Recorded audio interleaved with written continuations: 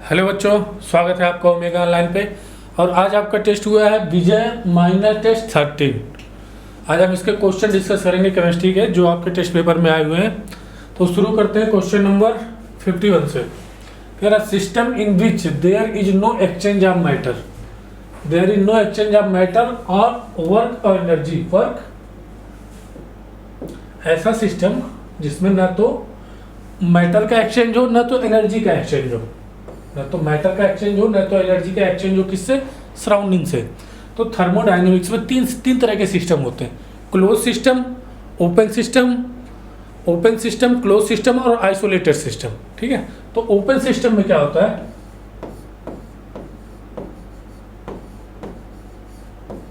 Open system में क्या होता है? ओपन सिस्टम में एनर्जी और मैटर दोनों का एक्सचेंज होता है विद सराउंडिंग से एनर्जी और मैटर दोनों का एक्सचेंज होता है ओपन सिस्टम में। और क्लोज सिस्टम में क्या होता है?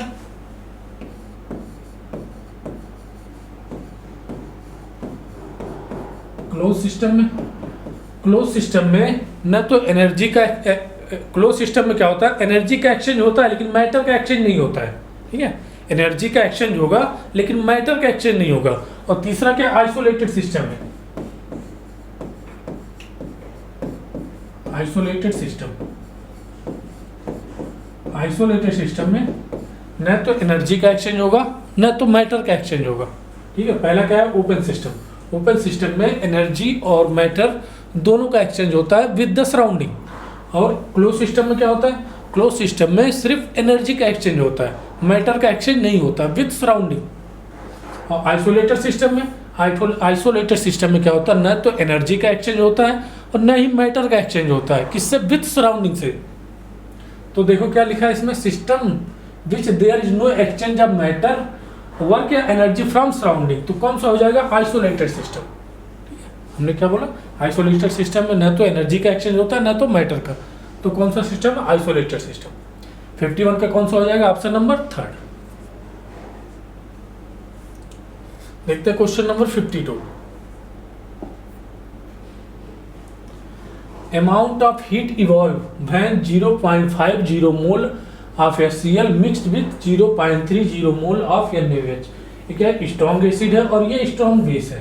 ठीक है, HCl प्लस NaOH ये रिएक्शन करेगा तो क्या होगा? इसका न्यूट्रलाइजेशन हो रहा है तो ये हो जाएगा हमारे पास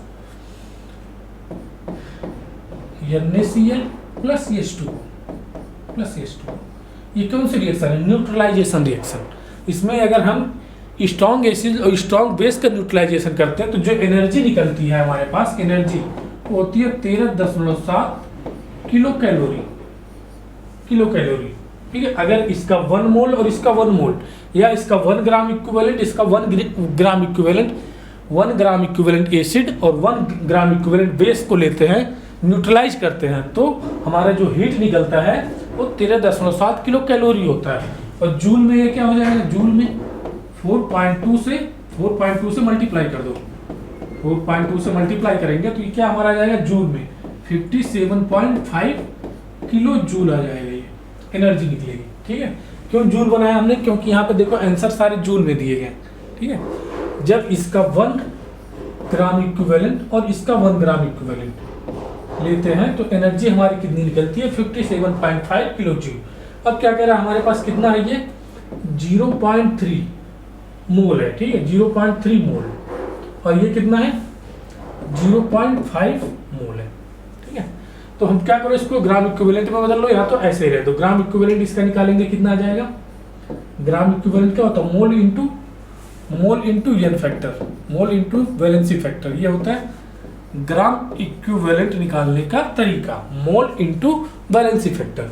तो मोल हमारे पास कितना दिया है? 0.3 और वैलेंसी फैक्टर इसमें कितना होगा? 1। कितना आ गया? 0.3 ग्राम इक्विवेलेंट। और ये आ जाएगा हमारे पास इस तरह ग्राम इक्विवेलेंट 0.5 ग्राम इक्विवेलेंट। देखो अब क्या है, ये हमारा लिमिटिंग हो जाएगा। क्यों? इसका अगर 1 मोल रिएक्ट कर रहा था इसके 1 मोल से, तो इसका 0.3 मोल इसके 0.3 मोल से रिएक्ट करेगा तो इसका 0.2 मोल बच जाएगा। ठीक है, तो 1 ग्राम इक्विवेलेंट के लिए हो रहा था कितना? 13.7। तो 3 0.3 ग्राम इक्विवेलेंट के लिए कितना हो जाएगा, 0.3 ग्राम इक्विवेलेंट के लिए जो एनर्जी हो जाएगी हमारी, ये हो जाएगी 57.5 इंटू 0.3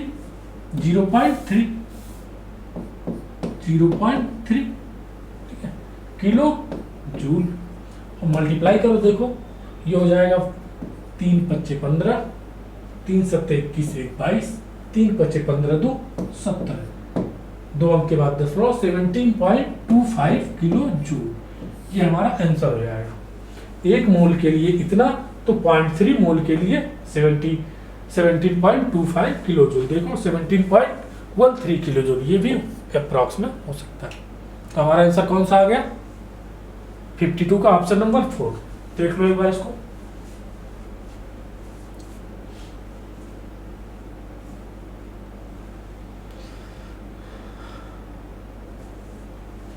चलते हैं नेक्स्ट क्वेश्चन पे।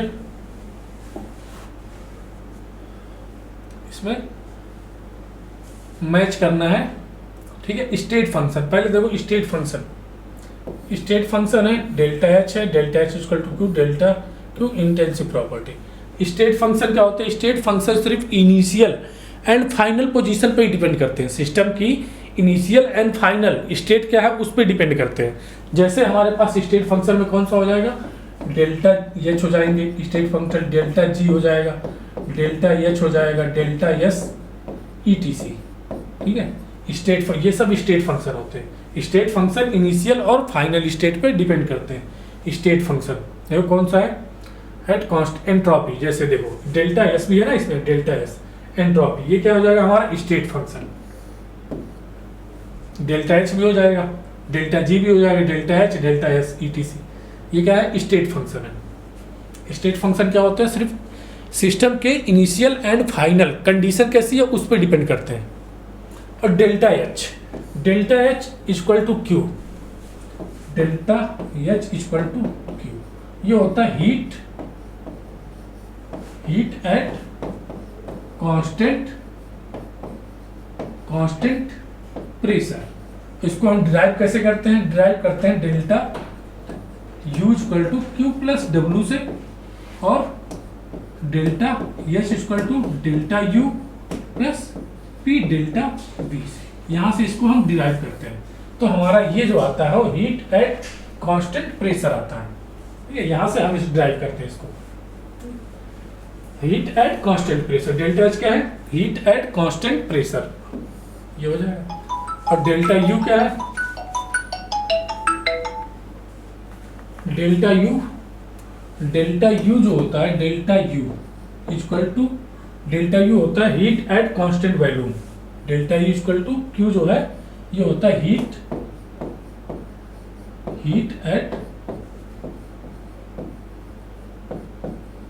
Eight constant volume. इसको भी हम ड्राइव करते हैं delta U equal to Q plus W से, यहाँ से इसको हम डिराइव करते हैं। कांस्टेंट वॉल्यूम रहेगा तो वर्क डन 0 हो जाएगा। अगर हम कांस्टेंट वॉल्यूम कर देंगे तो वर्क डन 0, तो डेल्टा U इक्वल टू क्या हो जाएगा, delta U equal to Q, ये क्या हो गया, heat at constant volume. Delta U equal to at constant pressure at constant volume. अब एक ही बचा इंटेंसिव प्रॉपर्टी, कौन सा हो गया, स्पेसिफिक हीट। और इंटेंसिव प्रॉपर्टी क्या होती है, इंटेंसिव ऐसी प्रॉपर्टी जो मैटर के साइज और मास पे डिपेंड ना करे, ठीक है। ऐसी प्रॉपर्टी जो मैटर की साइज और मास पे डिपेंड ना करे, जैसे स्पेसिफिक हीट हो गया। इंटेंसिव प्रॉपर्टी में देखो एग्जांपल, स्पेसिफिक हीट डेंसिटी हो गया, रिफ्रैक्टिव इंडेक्स हो गया, ठीक है, विस्कोसिटी हो गई, विस्कोसिटी ETC, ये क्या सब क्या होते हैं, इंटेंसिव प्रॉपर्टी होते हैं, ठीक है। तो हमारा देखो कौन सा ऑप्शन आएगा, ए का कौन सा हो गया, थर्ड। ए का थर्ड देखो, ए का थर्ड 2 ऑप्शन में है, ए और 3 में, तो ये दोनों ऑप्शन कैंसिल हो गए, ठीक है। ए का थर्ड और बी का फर्स्ट देखो कौन से ऑप्शन में, ये दोनों तो पहले कैंसिल हो गए, बी का फर्स्ट इस ऑप्शन में, इसमें तो सेकंड है, तो ऑप्शन नंबर फर्स्ट हमारा आंसर हो जाएगा। हम 2 ही मिला के आंसर ले आ सकते हैं, ठीक है। 1-2 मिलाओगे तो आंसर मिल जाएगा, लेकिन यहाँ पे हमें पूरा एक्सप्लेन करना था इसलिए हमने पूरा बताया। देख लो।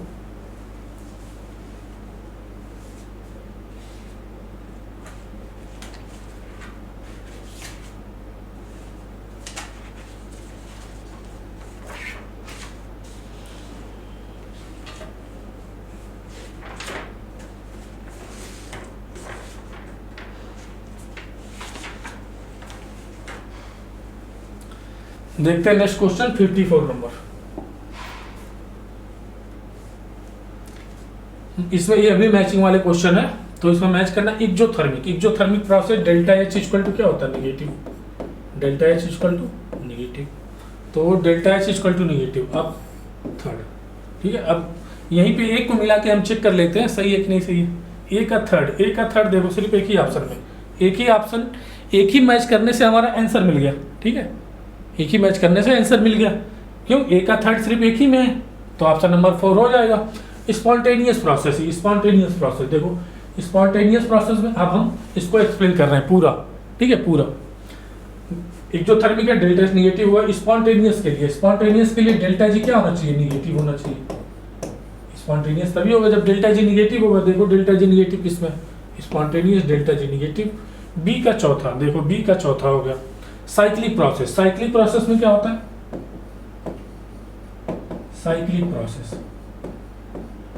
साइक्लिक प्रोसेस में क्या होता है, सारे स्टेट फंक्शन, जितने भी स्टेट फंक्शन है उनकी वैल्यू क्या हो जाती है, जीरो। जैसे delta H, delta G, delta S, ये वैल्यू क्या हो जाती है, जितने भी स्टेट फंक्शन है उनकी वैल्यू क्या हो जाती है, जीरो। देखो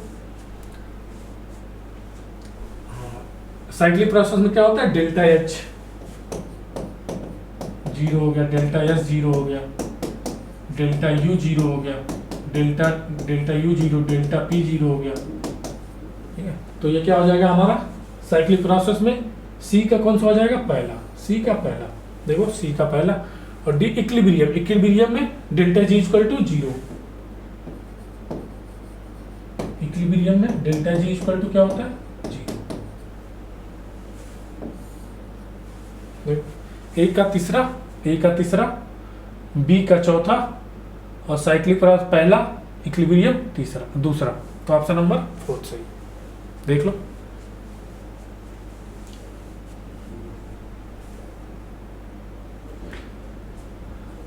देखते हैं next question. Which one among the following is correct option for right relationship between CP and CV?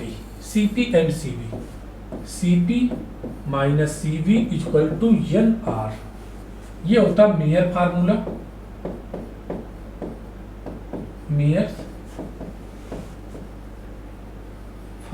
For n mole ideal gas के लिए। ये क्या है, n मोल आइडियल गैस के लिए मेयर फार्मूला है। अब 1 मोल आइडियल गैस के लिए n की वैल्यू 1 रख दो, for 1 mole for n equal to 1, मतलब फॉर 1 मोल,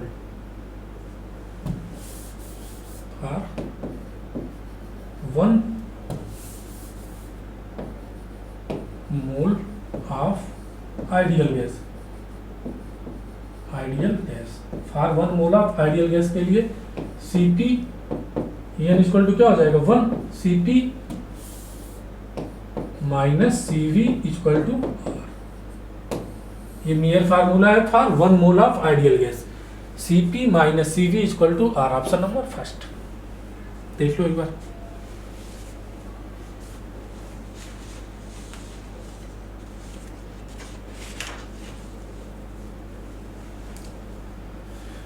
देखते हैं next question 56। What is hydrogen ion concentration of 5 × 10⁻³ molar H2CO3 solution having alpha दिया है 10% डिसोसिएशन। तो हमारे क्या पास क्या है, H2CO3 है, ये टूटेगा तो 2H प्लस और प्लस CO3 - 2 आएगा, ठीक है। हमारे पास अल्फा दिया है कितना, 10%,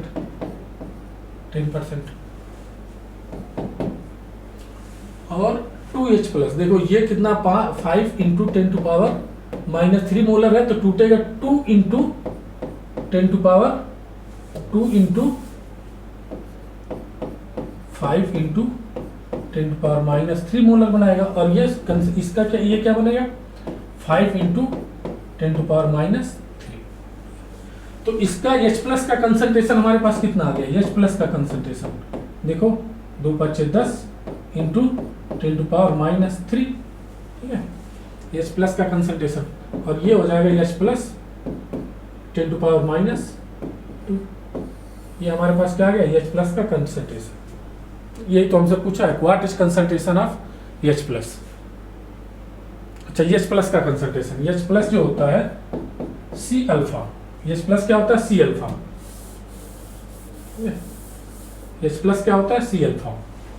तो H plus equal to C alpha, C कितना है, ये C अल्फा 10 पे माइनस 2 है, और अल्फा कितना है 10%, 10/100, इससे कैंसिल हो गया, ये 10 पे माइनस 3। H प्लस का कंसंट्रेशन कितना हो गया -3, ठीक है। तो कौन सा हो जाएगा 10 पे माइनस 3, ऑप्शन नंबर फर्स्ट। देख लो एक बार,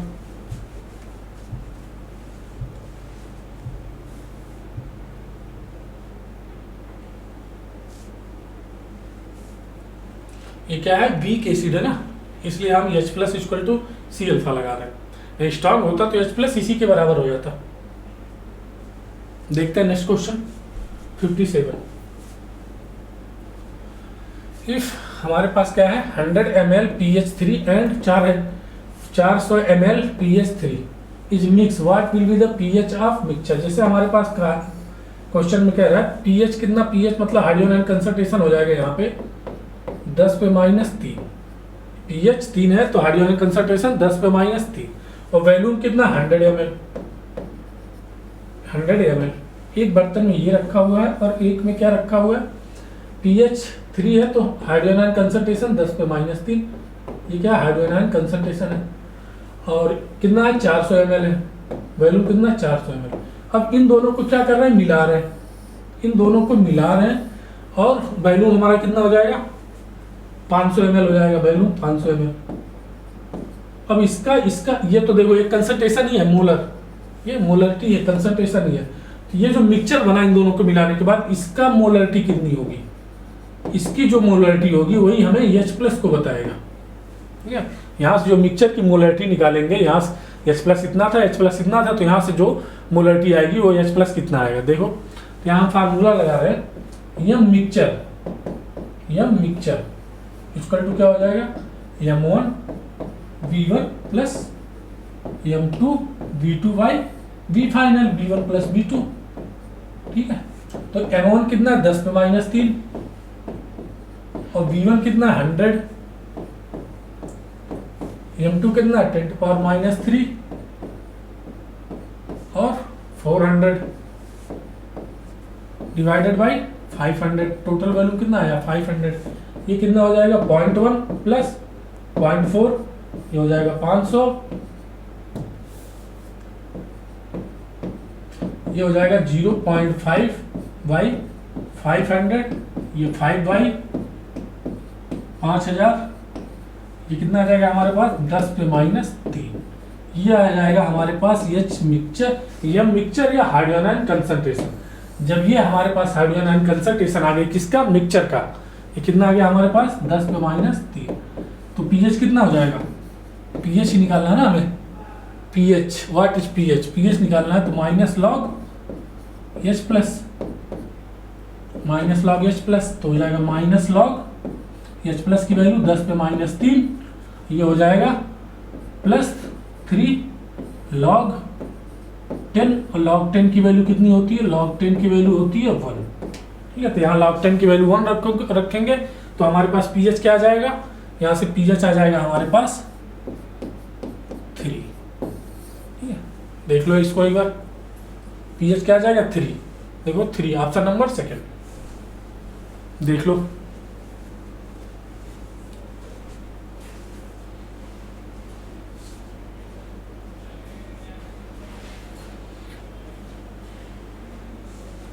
देखते हैं नेक्स्ट क्वेश्चन 58।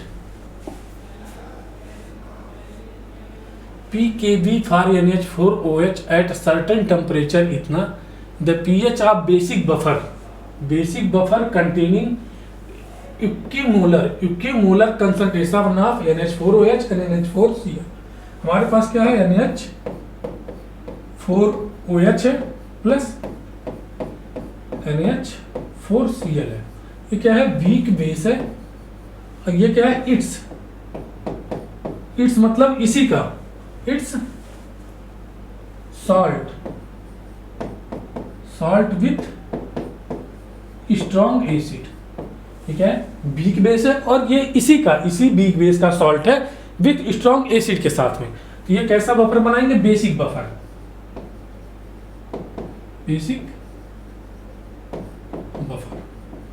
और बेसिक बफर बना रहे हैं, और इसमें इसका कंसंट्रेशन सेम है। क्या है कि जो बफर बन रहा है बेसिक बफर, उसमें इसका और बेस का और सॉल्ट का कंसंट्रेशन सेम है। हमने सेम मतलब 1 मान लिया, दोनों का m मान लो, x मान लो, y मान लो, कुछ भी मान लो, 1 मोलर मान लिया। ठीक है, 1 मोलर इसका और 1 मोलर इसका। ठीक है, अब बेसिक बफर है तो POH यहाँ से आएगा। POH क्या होता है, pKb plus log salt by base,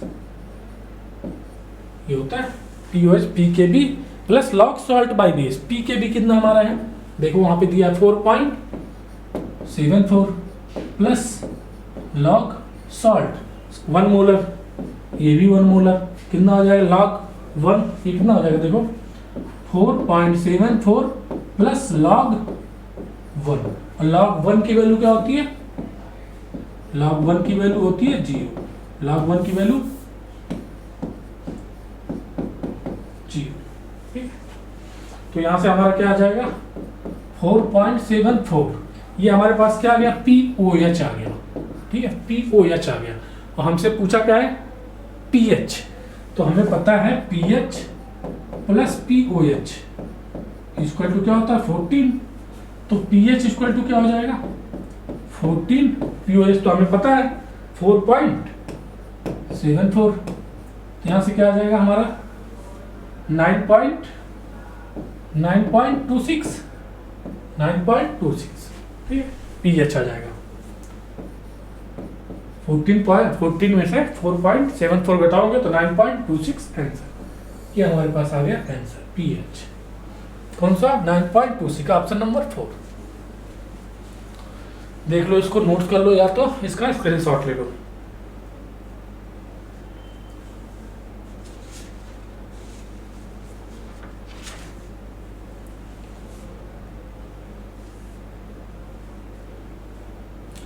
चलते हैं नेक्स्ट क्वेश्चन पे, 59 नंबर।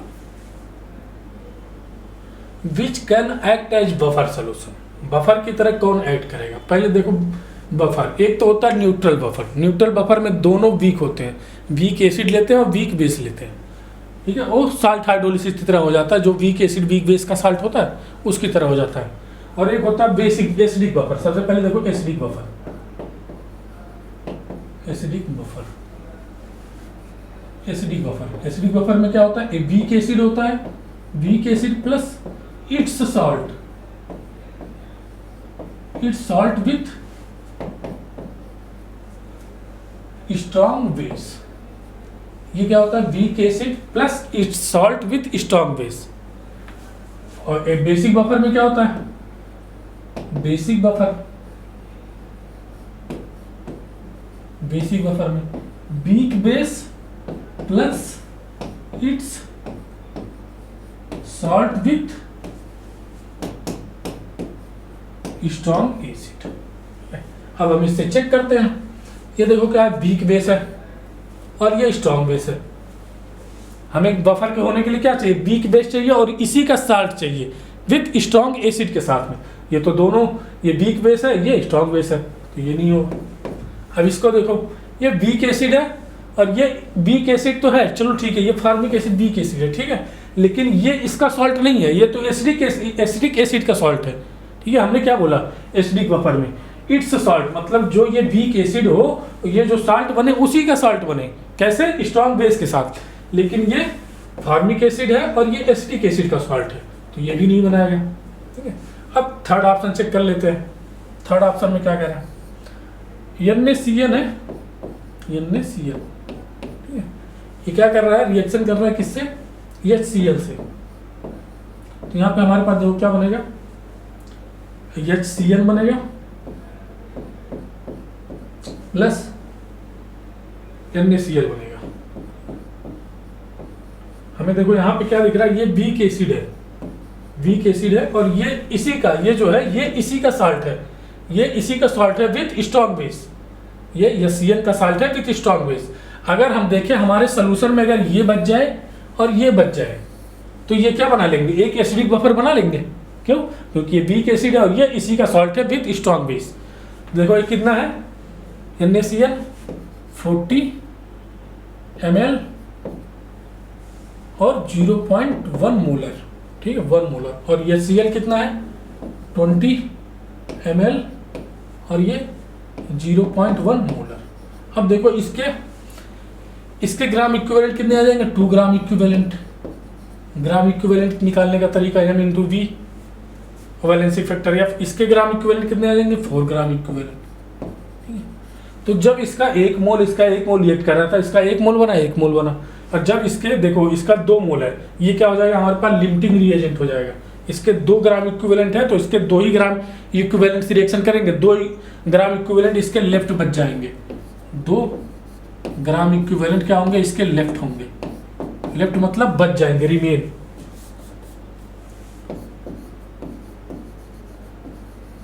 क्या होंगे? इसके रिमेन्स बच जाएंगे। ठीक है, तो हमारे पास देखो NaCN बच गया और ये 2 मोल ये बन गया, 2 मोल 2 ग्राम इक्विवेलेंट ये बन गया, 2 ग्राम इक्विवेलेंट ये बन गया।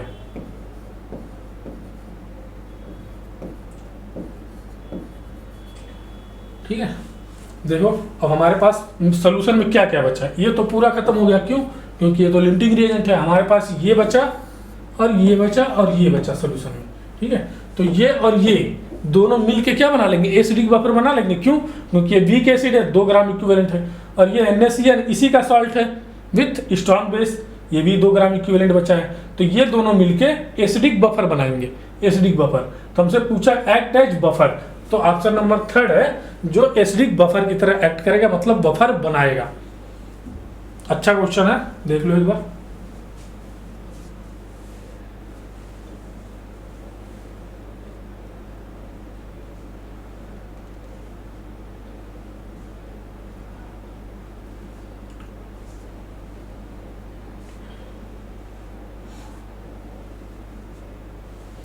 देखते हैं next question. 50 ml 2 normal acetic acid mix with 10 ml 2 normal sodium acetate solution. हमारे पास क्या है? एसिटिक एसिड है, CH3COOH है, प्लस क्या है? सोडियम एसीटेट है, CH3COON। ठीक है, ये हमारे पास क्या है? वीक एसिड है, और ये क्या है? इसी का सॉल्ट है, it's salt, it's salt with strong base. ये क्या मिलके बना लेंगे? हमारे पास एसिडिक बफर। वीक एसिड है तो एसिडिक बफर, एसिडिक बफर बना लेंगे। अब हमसे क्या कह रहा है? ये कितना है? 50 ml 2 नॉर्मल। कितना? 50 ml और 2 नॉर्मल है। ठीक है, और ये कितना है? 10 ml और 1 नॉर्मल है। तो एसिडिक बफर का पीएच कैसे निकालते हैं? Acidic buffer pH equal to PKB PKA acidic है ना, PKA प्लस लॉग साल्ट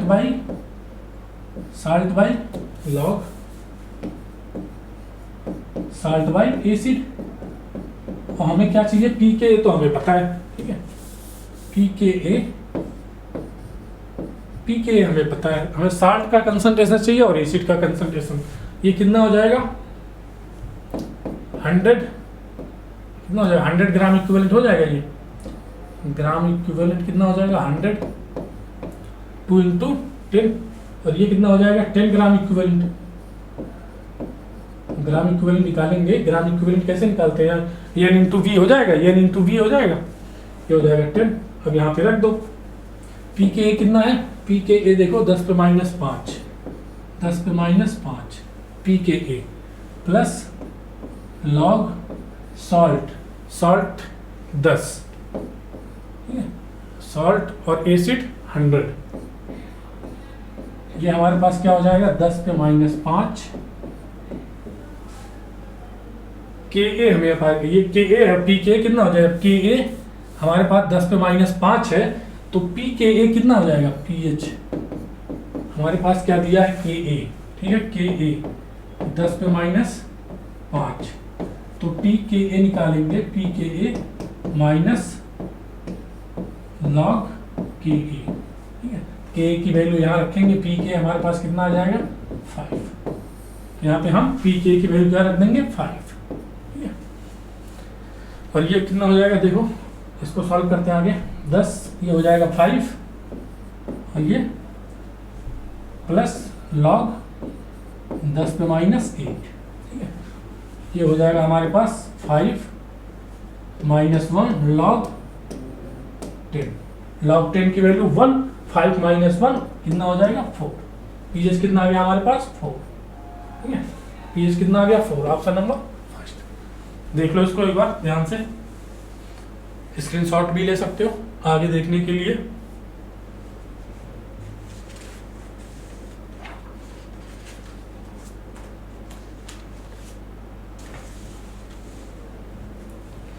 देखते हैं क्वेश्चन नंबर 61। हमारा कह रहा है what will be the pressure of the gaseous mixture when 0.5 litre H2 at 0.8 bar and 2 litre O2 at 0.7 bar are introduced in 1 liter vessels।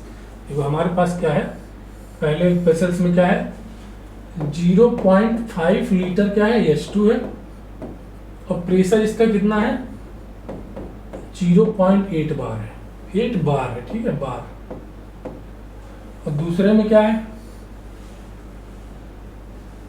2 litre O2 है, pressure कितना है 0.7 बार। अब इसको हम क्या कर रहे हैं मिला रहे हैं, ठीक है, इसको हम मिला रहे हैं, तो पूछ रहा है इसका वैल्यू हमने कितना कर दिया 1 लीटर, देखो इस वेसल्स का वैल्यू कितना कर दिया 1 लीटर, पूछ रहा है इसका, इस जो मिक्सचर बनेगा इसका प्रेशर क्या होगा, ठीक है, ये जो मिक्सचर बनेगा पी मिक्सचर इसका प्रेशर क्या होगा, इसका प्रेशर PH2 प्लस PO2 के बराबर होगा, ठीक है, तो हम इसको कॉमन सेंस से भी कर सकते हैं। देखो कॉमन सेंस, थोड़ा सा कॉमन सेंस अगर हम लगाएंगे तो ये क्या है 0.5 मतलब हाफ, यहाँ पे वॉल्यूम कितना हाफ है, ठीक है, यहाँ पे वॉल्यूम हाफ है और यहाँ पे वॉल्यूम 1 हो गया, तो वॉल्यूम क्या हो गया डबल हो गया, वॉल्यूम डबल हो गया। तो अगर देखो eight constant pressure, at constant temperature, temperature क्या दिया 27 degree Celsius, at constant temperature P क्या होता है इनवर्सली प्रोपोर्शनल टू V होता है, अगर V की वैल्यू बढ़ेगी तो P की वैल्यू क्या होगी कम होगी, ठीक है, अगर V की वैल्यू कम होगी तो P की वैल्यू बढ़ेगी। तो यहाँ पे देखो V की वैल्यू क्या हो रही है डबल हो रही है, V की वैल्यू डबल हो रही है तो P की वैल्यू क्या हो जाएगी हाफ हो जाएगी। देखो वैल्यू कितना था हाफ था, हाफ से 1 हो गया तो क्या हो गया डबल हो गया, तो P की वैल्यू कितनी हो जाएगी, P की वैल्यू हाफ हो जाएगी, ठीक है, यहाँ पे क्या था वॉल्यूम डबल हो गया तो P की वैल्यू क्या हो जाएगी हाफ हो जाएगी। तो P की पहले क्या था 0.8 था, तो ये 0. कितना हो जाएगा PH2 0.4 हो जाएगा। इसको ऐसे भी कर सकते हो एट कांस्टेंट टेम्परेचर, टेम्परेचर अगर कांस्टेंट है P1 इक्वल टू P2, ठीक है, P1 कितना है 0.8, V1 कितना है 0.5 और P2 हमें निकालना है और V2 कितना है 1, ये कितना हो जाएगा P2 40.4। ऐसे भी निकाल सकते हो, कॉमन सेंस से भी निकाल सकते हो, यहाँ पे P वही लगाओ, ठीक है। पहले वॉल्यूम कितना था 2 लीटर, वॉल्यूम हो गया हाफ, तो वॉल्यूम अगर हाफ हो गया वॉल्यूम क्या हो गया कम हो रहा है, प्रेशर क्या हो जाएगा, बढ़ जाएगा। वॉल्यूम अगर हाफ हो रहा है तो प्रेशर क्या हो जाएगा, डबल हो जाएगा। तो यहाँ पे प्रेशर क्या आ जाएगा, PO2, पहले क्या था 0.7 था, 1.4 हो जाएगा। ठीक है, कॉमन सेंस से भी कर सकते हो, फार्मूले से भी करो। P1 V1 equal to P2 V2, P1 V1 equal to P1 कितना है, P1 है 0.7 और V1 है 2 और P2 हमें निकालना है और V2 है 1। V2 कितना 1, तो P2 कितना आ गया हमारे पास, तो P2 कितना आ गया 1.4 आ गया। देखो ये हमारे पास PO2 आ गया और PH2 आ गया, PO2 आ गया और PH2 आ गया। ठीक है, ये क्या है PO2, ये PO2 कितना आ गया 1.4। कॉमन सेंस से भी हो जाएगा, फार्मूले लगा के भी हो जाएगा। ठीक है, बस ये याद रखना, वॉल्यूम बढ़ेगा तो प्रेशर घटेगा, प्रेशर घटेगा वॉल्यूम बढ़ेगा एट कांस्टेंट टेम्परेचर। तो हमारे पास देखो PH2 भी आ गया, PO2 भी आ गया, तो P मिक्सचर कितना हो जाएगा, P मिक्सचर PH2 0.4 और PO2 1.4, कितना आ गया 1.8।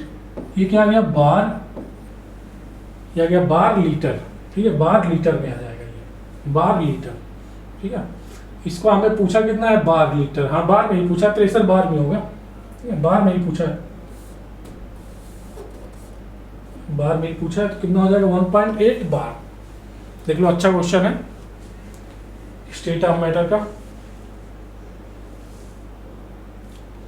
दो वेसल से हमने मिलाया, ये मिला के इसका मिक्सचर का प्रेशर पूछ रहा है हमसे, तो इनका अलग अलग प्रेशर निकाल लेंगे, इसका भी अलग से प्रेशर निकालेंगे, दोनों को जोड़ देंगे, P मिक्सचर का प्रेशर आ जाएगा।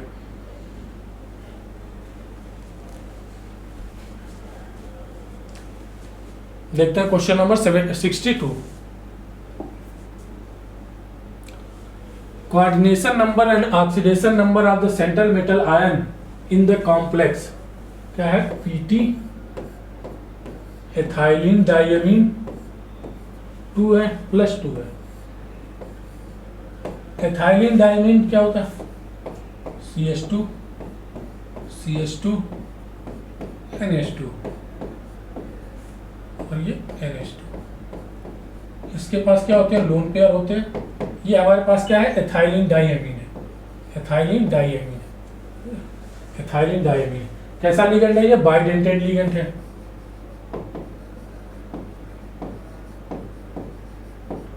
कैसा है, बाइडेंटेड लिगेंड है। न्यूट्रल लिगेंड है, क्यों, क्योंकि कोई चार्ज नहीं है, न्यूट्रल लिगेंड है। न्यूट्रल क्यों, क्योंकि कोई चार्ज नहीं है। तो इसके दो डोनर साइड है, दो डोनर साइड मतलब बाइडेंटेड। एक लोन पेयर ये, एक लोन पेयर है। कोई सेंटर मेटल होगा तो ये इसको लोन पेयर दे देगा, ये दे देगा। तो हमें क्या निकालना है, कोऑर्डिनेशन नंबर और ऑक्सीडेशन नंबर। पहले हम ऑक्सीडेशन नंबर निकालते हैं। इसका मान लो x, एथाइलिन डायमीन न्यूट्रल होता है तो क्या हो जाएगा 0, उसके बाद +2, ये क्या है +2। तो x ऑक्सीडेशन नंबर हमारे पास कितना आ गया, +2। अब कोऑर्डिनेशन नंबर निकालना है। कोऑर्डिनेशन नंबर क्या होता है, number of ligand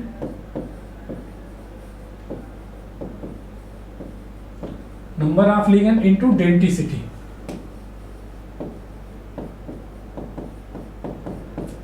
number of ligand कितने हैं, 2।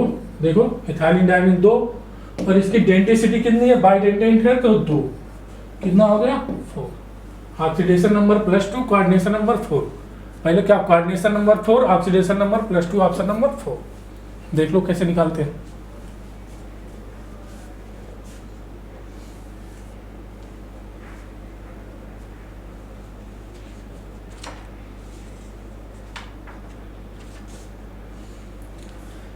चलते हैं क्वेश्चन नंबर 63। इसका हमें नाम लिखना है, IPSC नेम। ठीक है, तो ये हो जाएगा पोटेशियम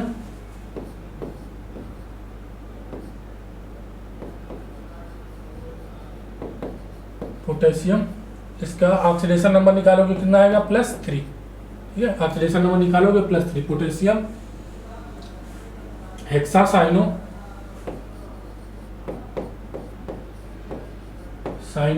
फेरेट थर्ड। फेरेट क्यों लिख रहे हैं, बता रहे, फेरेट थर्ड। फेरेट क्यों लिख रहे हैं? क्योंकि इस पे माइनस आएगा और यहाँ पे प्लस आएगा। जो माइनस आता है तो उसके साथ ATE जोड़ देते हैं, नहीं तो सिंपल आयरन लिखते हैं, आयरन थर्ड। अगर ये पॉजिटिव होता तो आयरन थर्ड लिखते हैं। Potassium hexacyanoferrate third, potassium hexacyanoferrate third, B वाला तो सही है। ये देखो फेरेट साइनोफेरेट सेकंड, सेकंड नहीं है, सेकंड ये क्या बताता है? ये ऑक्सीडेशन नंबर को बताता है। ऑक्सीडेशन नंबर कितना है? +3 है। पोटेशियम फेरिसाइनाइड, फेरिसाइनाइड भी बोल सकते हैं, पोटेशियम फेरिसाइनाइड भी बोल सकते हैं। क्यों? Fe+2 होता तो फेरस साइनाइड बोलते हैं, Fe+3 है तो फेरिसाइनाइड बोलेंगे। तो ऑप्शन नंबर सी भी सही है। हेक्सासाइनोफेरेट पोटेशियम, ये गलत है। पहले क्या कैटायन का नाम पहले रहता है, फिर एनायन का नाम आता है, तो ये उसके लिए गलत हो गया। ये ऑक्सीडेशन नंबर +2 नहीं होगा, +3 होगा। तो correct option B and C, B and C, option number second. देख लो,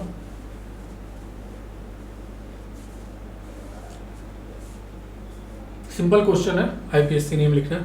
चलते हैं next question 64 number. Effective atomic number of chromium atom in CrNH3 6। ठीक है, इफेक्टिव एटॉमिक नंबर का पहले फार्मूला जानो। इफेक्टिव एटॉमिक नंबर ये होता atomic number, atomic number minus oxidation state +2 into coordination number. तो हमें ऑक्सीडेशन नंबर निकालना है, कोऑर्डिनेशन नंबर। इसमें ऑक्सीडेशन नंबर निकालो, CrNH3 6, और ये कितना हो जाएगा? +3 और 3 Cl माइनस। तो यहाँ पे क्रोमियम पे कितना आ जाएगा? Cr प्लस, इसको X मान लो, X मान लिया। NH3 कैसा है? न्यूट्रल लिगेंड होता है, न्यूट्रल होता है, तो 0 = +3, X = क्या आ गया? +3 आ गया। और कोऑर्डिनेशन नंबर कितना हो जाएगा? Number of ligand, number of ligand कितना है? 6 है, इंटू डेंसिटी कितनी है? मोनोडेंटेट है, 1 है, तो कोऑर्डिनेशन नंबर कितना आ गया? 6 आ गया। हमारे पास ऑक्सीडेशन नंबर भी है, कोऑर्डिनेशन नंबर भी है, वैल्यू इसमें रख दो। और क्रोमियम का एटॉमिक नंबर कितना होता है? 24। ऑक्सीडेशन नंबर कितना है? 3। 2 इंटू कोऑर्डिनेशन नंबर कितना है? 6। ये हो जाएगा 24 - 3 + 12, ये हो जाएगा 3 × 21 + 12 कितना हो जाएगा? 33। इफेक्टिव एटॉमिक नंबर कितना हो गया? Effective atomic number 33। देखो ऑप्शन नंबर 3, देख लो एक बार।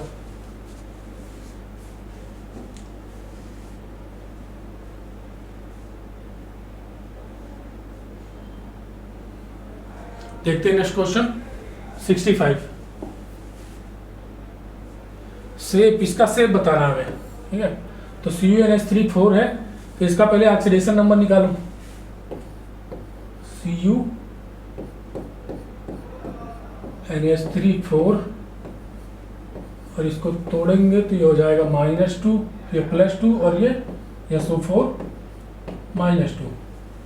इसका सबसे पहले ऑक्सीडेशन नंबर निकालो। X न्यूट्रल लिगेंड 0 +2, X = क्या आ गया? +2। इसका ऑक्सीडेशन नंबर आ गया +2, ठीक है। कोऑर्डिनेशन नंबर 4 है ये। तो कॉपर का कितना होता है? 29। Cu का क्या होता है? 29, 3D 10 और 4s2, और +2 है, Cu +2 कितना हो जाएगा? 3D 9, 4s 0, 2 इलेक्ट्रॉन निकाल दिया। अब 3D 9, 1 2 3 4 5, और ये हो गया हमारा 4s, और ये हो गया 4p। ये है हमारा 3D, ये है 4s और ये है 4p। इलेक्ट्रॉन भरो, 9 इलेक्ट्रॉन, 1 2 3 4 5 6 7 8 9, ठीक है। अब हमें देखो 4 ऑर्बिटल खाली चाहिए। क्यों? 4 NH3 है तो 4 बॉन्ड बनाएगा इसके साथ, कॉपर के साथ, तो 4 ऑर्बिटल हमें खाली चाहिए। देखो यहाँ तो 4 ऑर्बिटल मिल जाएंगे सीधे, लेकिन ये क्या करेगा? इनर स्ट्रॉन्ग फील्ड लिगेंड है, स्ट्रॉन्ग फील्ड लिगेंड है, इनर d ऑर्बिटल यूज करेगा। तो ये इलेक्ट्रॉन कहाँ चला जाएगा? ये इलेक्ट्रॉन p में चला जाएगा। ठीक है। तो अब यहाँ से देखो, यहाँ से क्या होगा हमारे पास, यहाँ से आ रहा है, ठीक है। अब यहाँ से क्या होगा,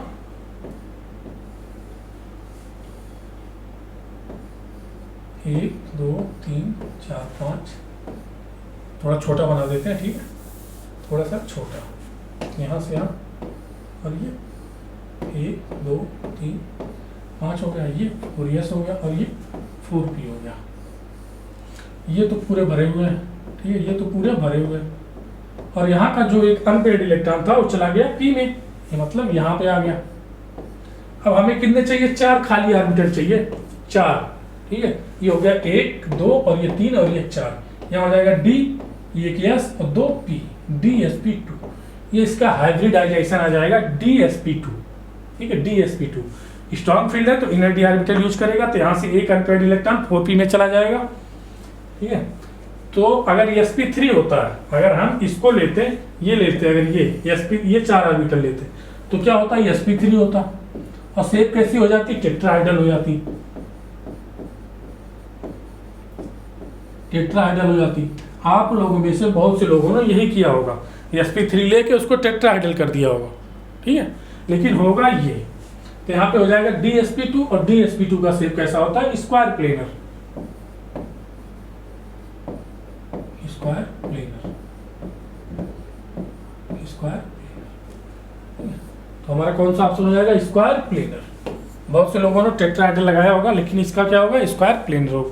इस इलेक्ट्रॉन को यहाँ नहीं भेजे होंगे आप, इसलिए आंसर आ गया होगा sp3 और टेट्राहेड्रल, आंसर मार दिया होगा आपने।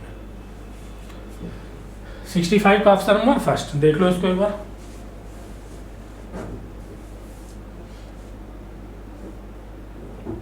देखते हैं question number 66। Which among the complex use anti cancerous, cisplatin, cisplatin को एंटी कैंसरस के रूप में लेते हैं, ये तो सिस्प्लेटिन, ये सिस्प्लेटिन, सिस्प्लेटिन क्या होता है, प्लेटिनम NH3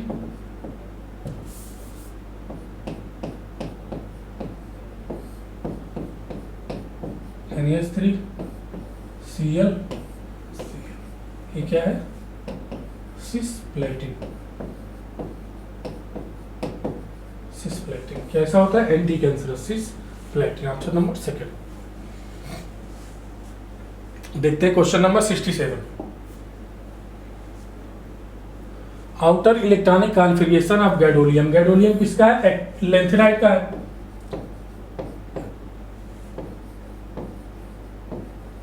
लेंथेनाइड का। लेंथेनाइड का जनरल इलेक्ट्रॉनिक कॉन्फ़िगरेशन हम लिखें तो Xe 54 6s2 5d021 और 4f0214। और 3 एलिमेंट ऐसे हैं जिनके डी में एक इलेक्ट्रॉन होता है, बाकी के डी में बाकी के एलिमेंट जो होते हैं उनके डी ऑर्बिटल में 0 इलेक्ट्रॉन होते हैं। तो उसमें एक हो गया लेंथेनम, हो गया LGC, ल्यूटेटियम हो गया LU, ल्यूटेटियम, गैडोलियम और सीरियम, ल्यूटेटियम, गैडोलियम और सीरियम।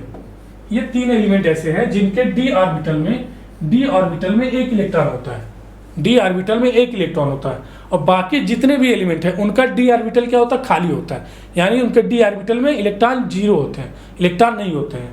और लेंथेनाइड में 2 4f2 एंड 4f8 ये पॉसिबल नहीं होता है, 4f2 और 4f8 इनके इलेक्ट्रॉनिक कॉन्फ़िगरेशन में ये आपको नहीं देखने को मिलेगा, ठीक है।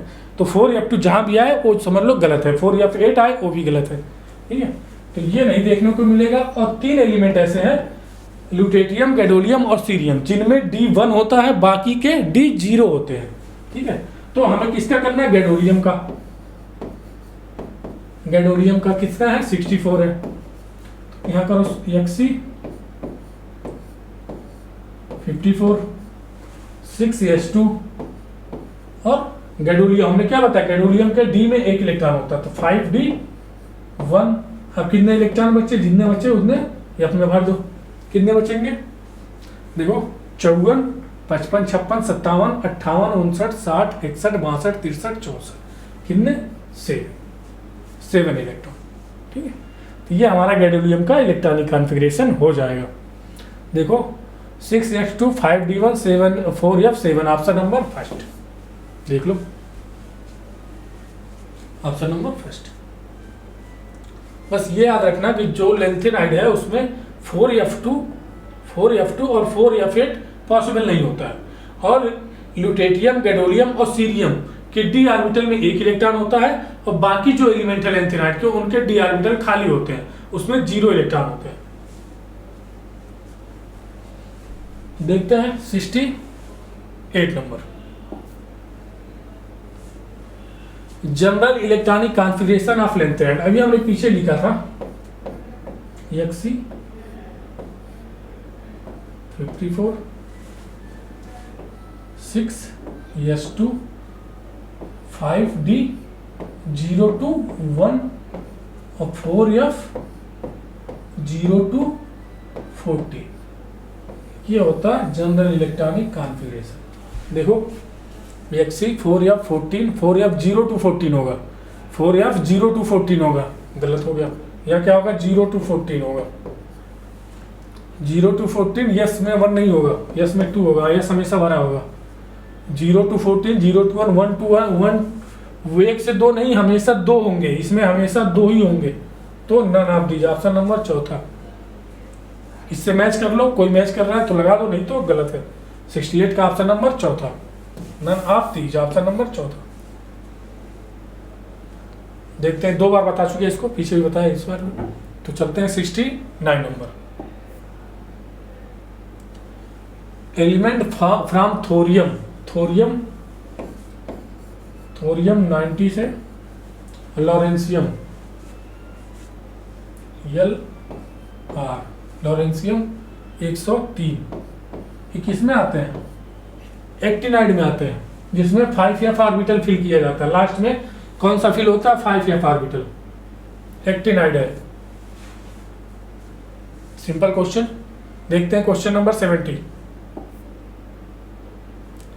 AgCl on fusion with sodium carbonate give, AgCl fuse करेगा सोडियम कार्बोनेट के साथ, ये बनाएगा Ag और बनाएगा CO2 और बनाएगा NaCl, CO2 NaCl और O2 बनाएगा, CO2 NaCl एंड O2। तो हमारा क्या बनेगा? Ag, option number third. देखते हैं question number 71। Product of oxidation of I- with KMnO4 in alkaline medium, alkaline medium में कर रहे हैं, MnO4 माइनस I माइनस, यहाँ क्या करेंगे? एल्कलाइन मीडियम में, एल्कलाइन मीडियम में अगर करेंगे, एल्कलाइन मीडियम में, तो ये कन्वर्ट हो जाता है IO3 minus plus MnO2,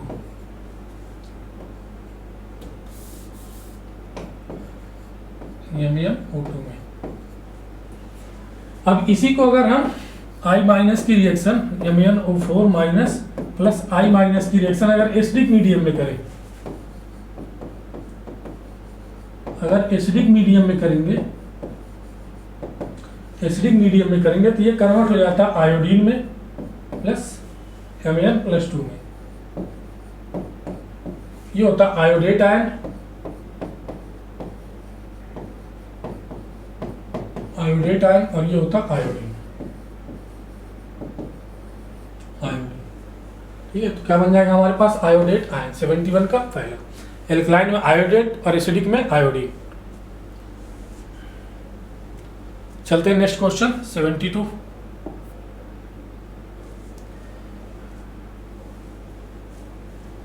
to which of the following series transition element Z equal to 39 Z equal to 40 belong. 21 से 30 आते हैं किसमें? स्कैंडियम से जिंक तक, ये आते हैं किसमें? 3D में, और 39 क्या होगा, वाइट्रियम से लेके 48 कैडमियम, 48 कैडमियम। ये किस में आते हैं, 4D सीरीज में, 4D सीरीज, 3D सीरीज है और ये 4D सीरीज है, तो 4D series option number second.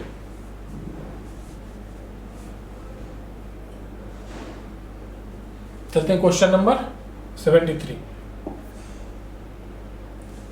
Which pair of ion is colourless, कौन सा कलरलेस होगा, कलर कौन सा, पहले तो ये जानो कलर कौन सा प्रोड्यूस होगा, जिसके डी ऑर्बिटल में अनपेयर्ड इलेक्ट्रॉन प्रेजेंट होंगे, उसमें डी ट्रांजिशन होगा, डी ट्रांजिशन होगा तो कलर प्रोड्यूस करेगा, ठीक है।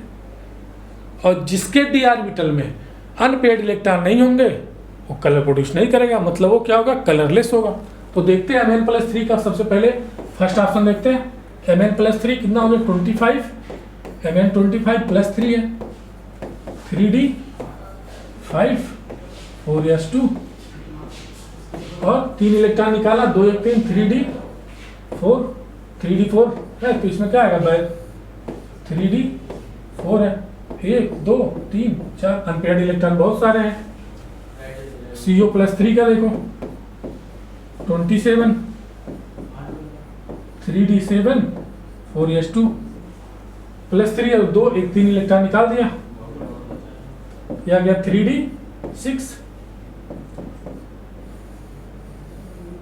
1 2 3, 3D6 1 2 3 4 5, इसमें भी बहुत सारे अनपेयर्ड इलेक्ट्रॉन है, तो ये तो कलर नहीं प्रोड्यूस करेगा। अब ऑप्शन नंबर सेकंड देखते हैं, ठीक है, इसको रब कर दे रहे हैं।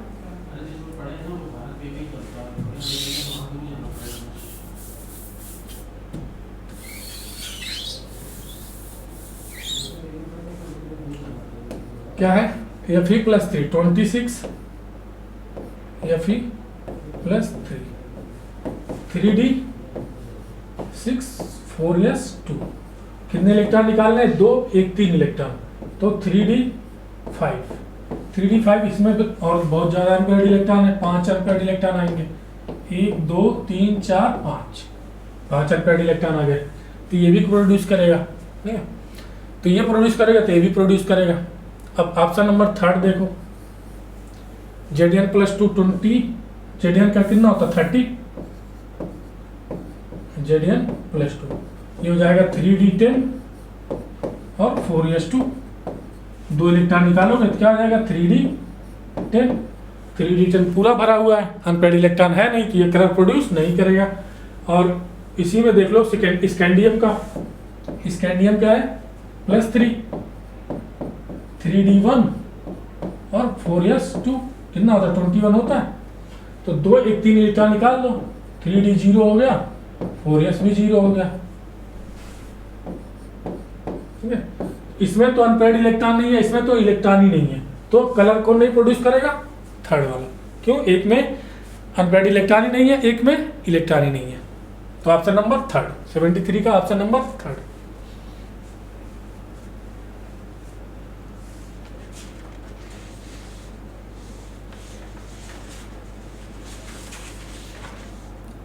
देखते हैं question number 74।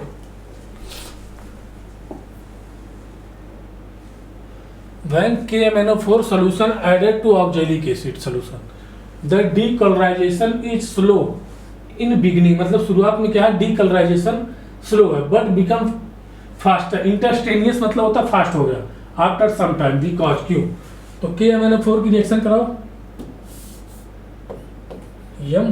MnO4- oxalic acid C2O4-2, इससे रिएक्शन कराएंगे तो ये एसिड है तो बनेगा Mn+2 और ये CO, ठीक है, Mn+2 और CO। तो ये रिएक्शन क्या कह रहा है कि मतलब मिला रहे हैं तो रिएक्शन पहले क्या है, स्लो है, इसका कौन सा पर्पल कलर होता है, MnO4 किस कलर का होता है, पर्पल कलर का, ठीक है।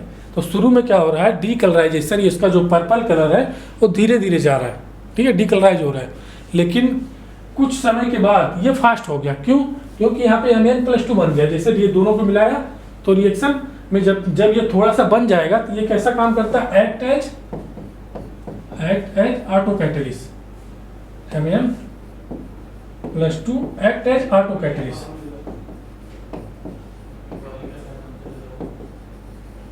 ये कैसे काम करता है? ऑटो कैटलिस्ट की तरह काम करता है। और जब ये थोड़ा बहुत बन जाता है तो रिएक्शन को फास्ट कर देता है। रिएक्शन जब फास्ट हो जाती है डीकलराइजेशन अधिक होने लगता है, फास्टर होने लगता है। तो क्या हो जाएगा? MnH+2 act as catalyst. पहले रिएक्शन में जब दोनों मिलाएंगे तो रिएक्शन क्या होगी? इसमें Mn+2 बना नहीं होगा, मिलाएंगे तो धीरे धीरे Mn+2 कुछ मात्रा में बनेगा। और जब Mn+2 बनेगा तो ऑटो कैटलिस्ट की तरह काम करेगा और रिएक्शन को फास्ट कर देगा। और रिएक्शन जब फास्ट हो जाएगी तो डीकलराइजेशन जल्दी हो जाएगा। तो ऑप्शन नंबर कौन सा हो गया? Second, Mn+2 act as auto catalyst. देखते हैं 74 नंबर, डी ब्लॉक का क्वेश्चन है, बहुत बढ़िया क्वेश्चन है। 75, which are the following is lanthanide? Lanthanide 10 टेलियम डी ब्लॉक का होता है, डी ब्लॉक। रोडियम होता है, ये भी डी ब्लॉक का होता है। थोरियम होता है एक्टिनाइड का, ये ब्लॉक का एक्टिनाइड। और गैडोलियम होता है लेंथेनाइड का।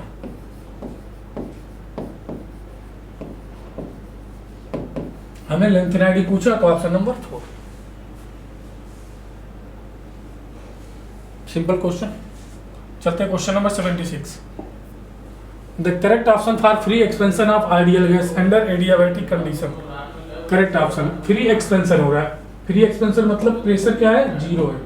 प्रेशर जीरो तो वर्क क्या हो जाएगा? -P डेल्टा V जीरो हो जाएगा। ठीक है, क्यों? क्योंकि फ्री एक्सपेंशन है, प्रेशर जीरो तो वर्क जीरो हो जाएगा।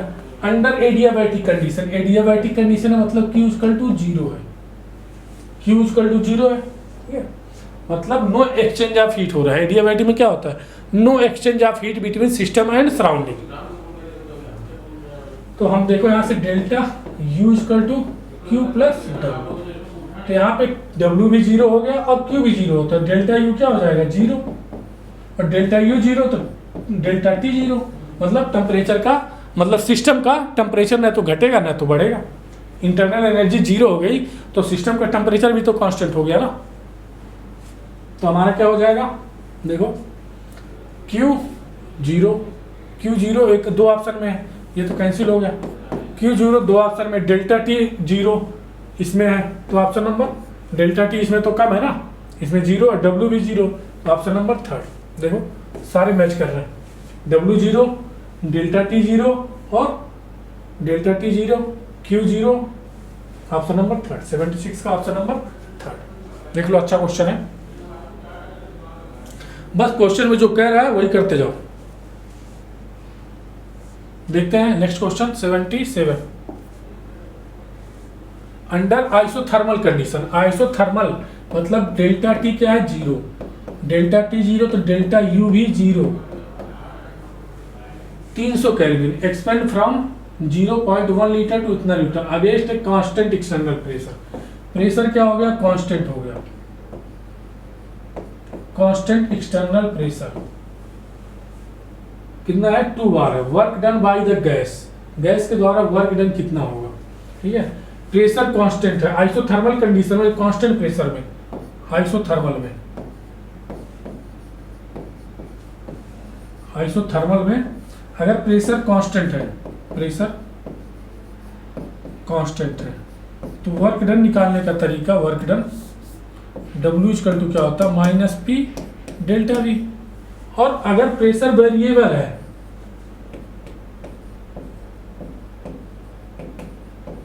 प्रेशर वेरिएबल तो वर्क डन निकालने का -2.303 nRT log V2/V1। या एक फार्मूला और है, -2.303 nRT log P1/P2। क्या है? प्रेशर जब वेरिएबल है, यहाँ पे हमारे पास क्या दिया है? प्रेशर कांस्टेंट दिया है तो W = क्या लगा देंगे? -P delta V। P कितना है? 2 बार। और डेल्टा V कितना है? Constant external pressure delta V ये फाइनल ये है। 0.25 लीटर माइनस 0.1 लीटर, 0.1 लीटर, ये कितना हो जाएगा -2 इंटू ये हो गया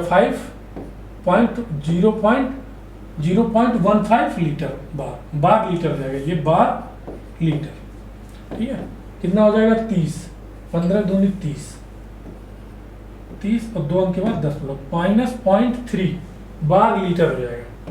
तो हमें जूल में आंसर चाहिए ना, 1 litre bar equal to 100, 1 litre bar equal to 100, तो इसमें क्या करो 0.3 litre bar equal to 0.3 into 100, ये क्या हो जाएगा जूल में आ जाएगा, कितना हो जाएगा 30 माइनस, ठीक है, -30 joule,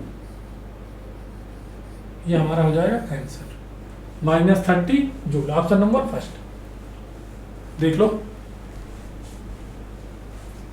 -30 joule.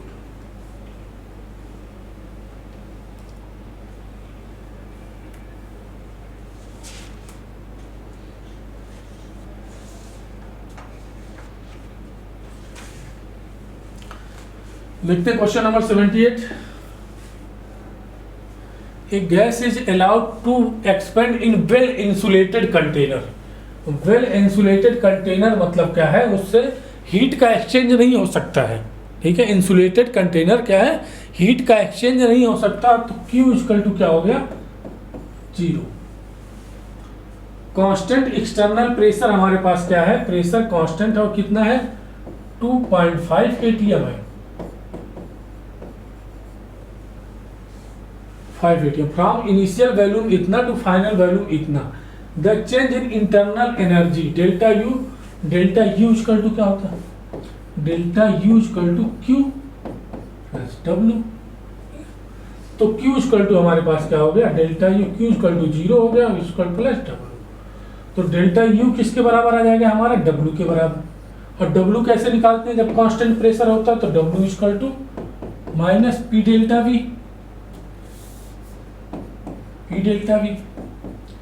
W equal to minus P कितना है 2.5 atm और वैल्यूम V2 माइनस V1 करेंगे ना, तो 4.50 माइनस 2.50,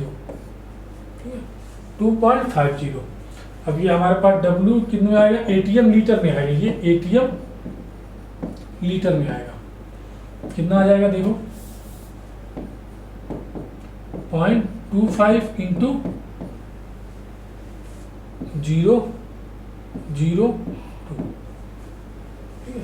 ये कितना हो जाएगा 5 atm litre, 5 atm litre minus 5 atm litre. अब atm लीटर है, इसको किस में निकालना है, जूल में। तो देखो 1 atm litre equal to 1 atm litre equal to होता है 101 जूल। यहाँ से इसको हम जूल में कन्वर्ट कर लेंगे, तो W इक्वल टू क्या हो जाएगा 5 माइनस 5 इंटू 101 जूल। तो इसको सॉल्व करोगे कितना आ जाएगा 5, ये आ जाएगा -505 जूल, -505 जूल, ऑप्शन नंबर 4। देख लो अच्छा क्वेश्चन है।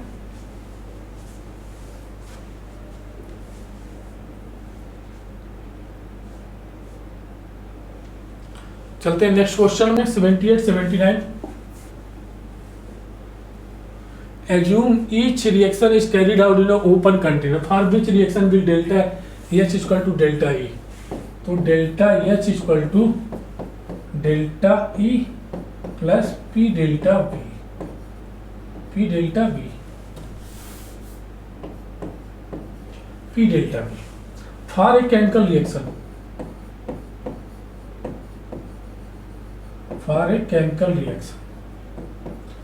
P delta P equal to क्या होता है, डेल्टा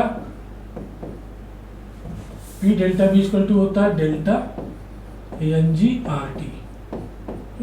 P डेल्टा V की जगह डेल्टा NGRT रख दो, तो हमारे पास डेल्टा H इक्वल टू क्या आ जाएगा, delta E plus delta NGRT। और डेल्टा NG क्या है, delta N G. Delta N G होता है gaseous mole of product, gaseous mole of product minus gaseous mole of reactant. अगर डेल्टा एन जी की वैल्यू हमारे पास 0 आ गई तो delta H equal to delta E हो जाएगा। अब देखो अगर डेल्टा एन जी की वैल्यू 0 आ गई तो delta H equal to delta E हो जाएगा। अब देखो कौन से रिएक्शन में डेल्टा एन जी की वैल्यू 0 आती है। देखो इसमें 2 और ये 3 कितना आ जाएगा, 2 माइनस 3 माइनस 1 आ जाएगा। डेल्टा एन जी की वैल्यू -1, इसमें 2 माइनस 2 0। यहाँ पे डेल्टा एन जी की वैल्यू क्या आ गई 0, तो डेल्टा एच इक्वल टू क्या हो जाएगा डेल्टा ई। ऑप्शन नंबर कौन सा हो गया, सेकेंड। ठीक है, देख लो एक बार। लिखते हैं क्वेश्चन नंबर 80।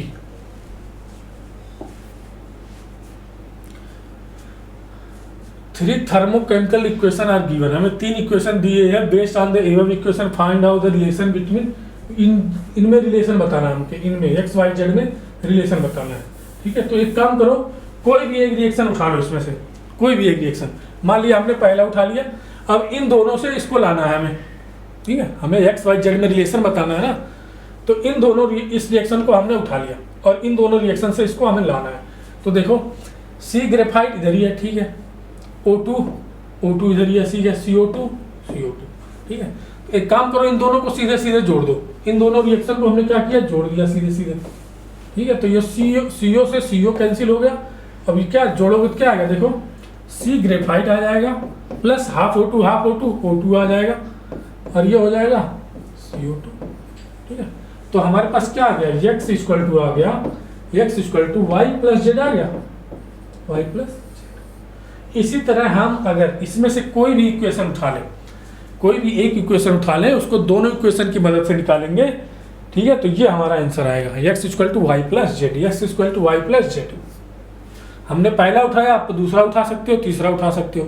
तीसरा उठा के इन दोनों की मदद से इसको ले आओगे तो यही रिलेशन आएगा। दूसरा भी उठा सकते हो। तो 80 का कौन सा आ गया हमारे पास, x equal to Y plus Z, option number second.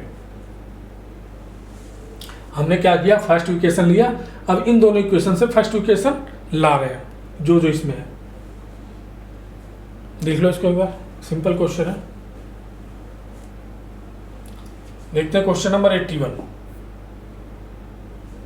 Name the 3 lanthanide which show positive oxidation state, +2 oxidation state. ये होता है ला लू गदा, ला लू गैडोलियम, लेंथेनम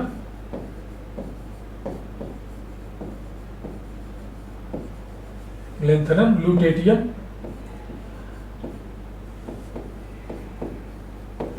और ये गैडोलियम।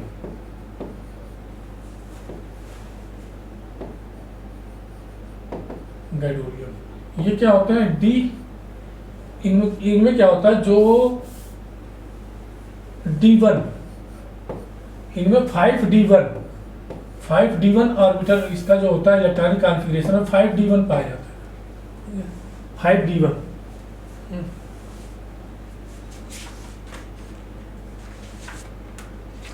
इनके 5D में क्या होता है, 1 इलेक्ट्रॉन पाया जाता है ड्यू टू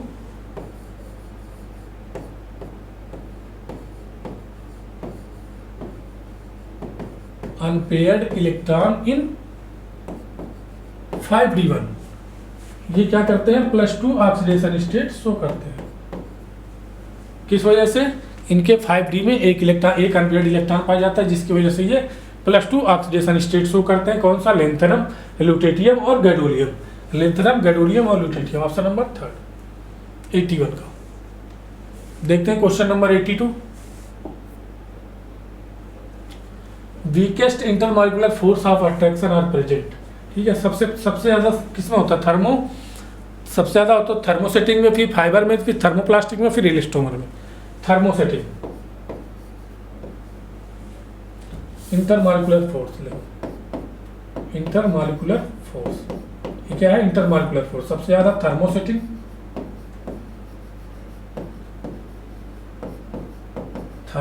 में सबसे ज़्यादा, फिर फाइबर में, फिर थर्मोप्लास्टिक,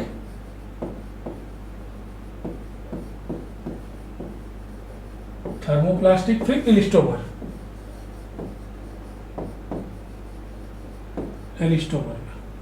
तो थर्मोप्लास्टिक का थर्मोसेटिंग का एग्जांपल होता है बेकेलाइट।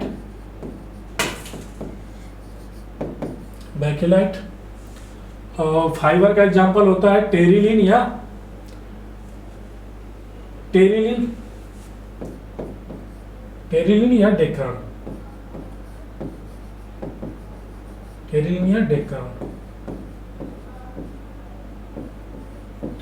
डेक्रॉन।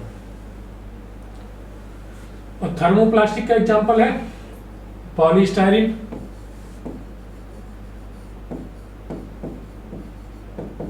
और इलिस्टोमर का नियोप्रीन।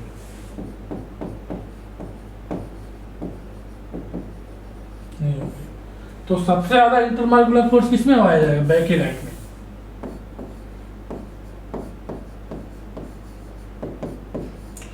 सबसे ज्यादा intermolecular force thermosetting, fibre, thermoplastic, elastomer. और थर्मोसेटिंग का एग्जांपल कौन सा है? बेकेलाइट। तो सबसे ज्यादा फोर्स इसमें आ जाएगा, इंटरमॉलिक्यूलर फोर्स। अच्छा, वीकेस्ट हमसे पूछा है ना, weakest intermolecular force. Weakest intermolecular force किसमें पाया जाएगा?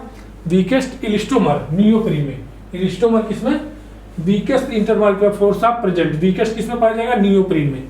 नियोप्रीन में ऑप्शन नंबर फर्स्ट, नियोप्रीन में। स्ट्रॉन्गेस्ट तो किसमें होगा? बेकेलाइट में। और वीकेस्ट नियोप्रीन में, ऑप्शन नंबर फर्स्ट। 82 का ऑप्शन नंबर फर्स्ट।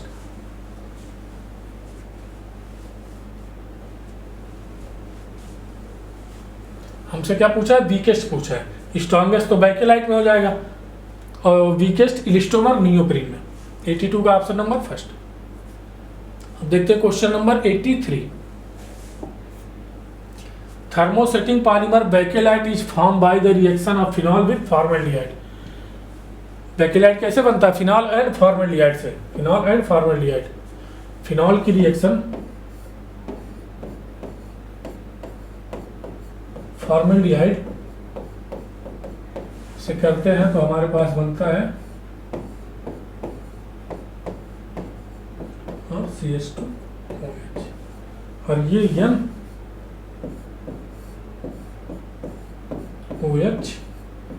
और CH2OH, ये क्या होते हैं? क्रिस क्रॉस मैनर में जुड़ते हैं। क्रिस क्रॉस,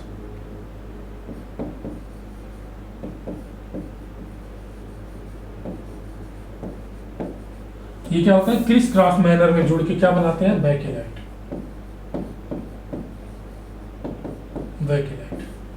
ठीक है, क्या हो जाएगा? फॉर्मल्डिहाइड। 83 का थर्ड। देखते हैं next question 84। Which one is classified as condensation polymer? Teflon क्या है? होमोपॉलीमर है। एक्राइलोनाइट्राइल मोनोमर होता है। एक्राइलोनाइट्राइल क्या होता है? मोनोमर होता है। और पॉली एक्राइलोनाइट्राइल क्या होता है? होमोपॉलीमर होता है। पॉली एक्राइलोनाइट्राइल क्या होता है? होमोपॉलीमर। तो ये दोनों क्या हो जाएंगे इसमें? अगर हम पॉली एक्राइलोनाइट्राइल, एक्राइलोनाइट्राइल क्या है? मोनोमर है, और पॉली एक्राइलोनाइट्राइल होता है पॉलीमर, तो ये होता है होमोपॉलीमर। ये दोनों होते हैं होमोपॉलीमर। और टेरिलिन या डेक्रॉन या टेरिलिन दोनों एक ही चीज है, ये होता है कंडेंसेशन पॉलीमर।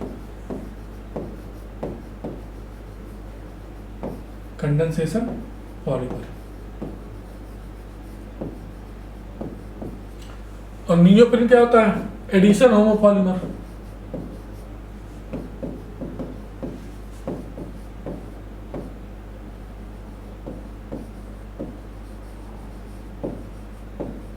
तो हमें क्या बताना था?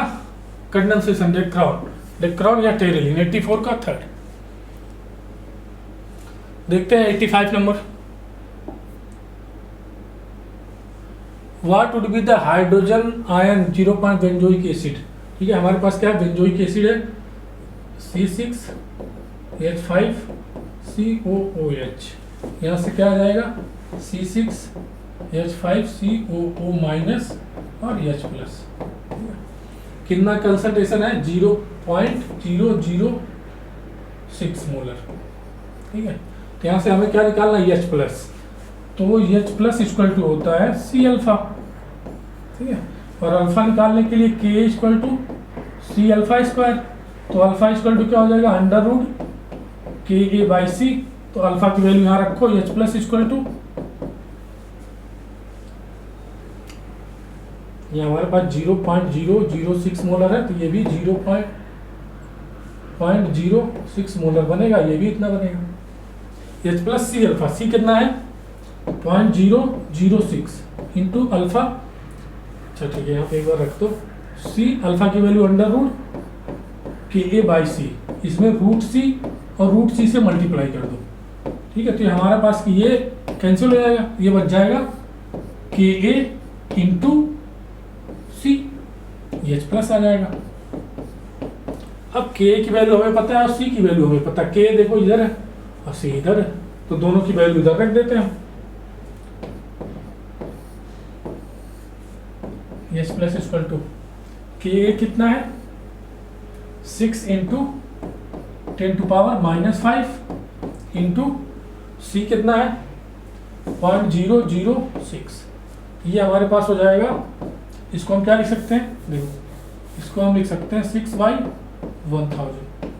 ठीक है, ये हो जाएगा 36 गुणे 10⁻⁸। इसको हम क्या लिख सकते हैं, एच प्लस इक्वल टू 6 गुणे 10⁻⁴। देखो एच प्लस 6 गुणे 10⁻⁴, ऑप्शन नंबर सेकंड देख लो एक बार।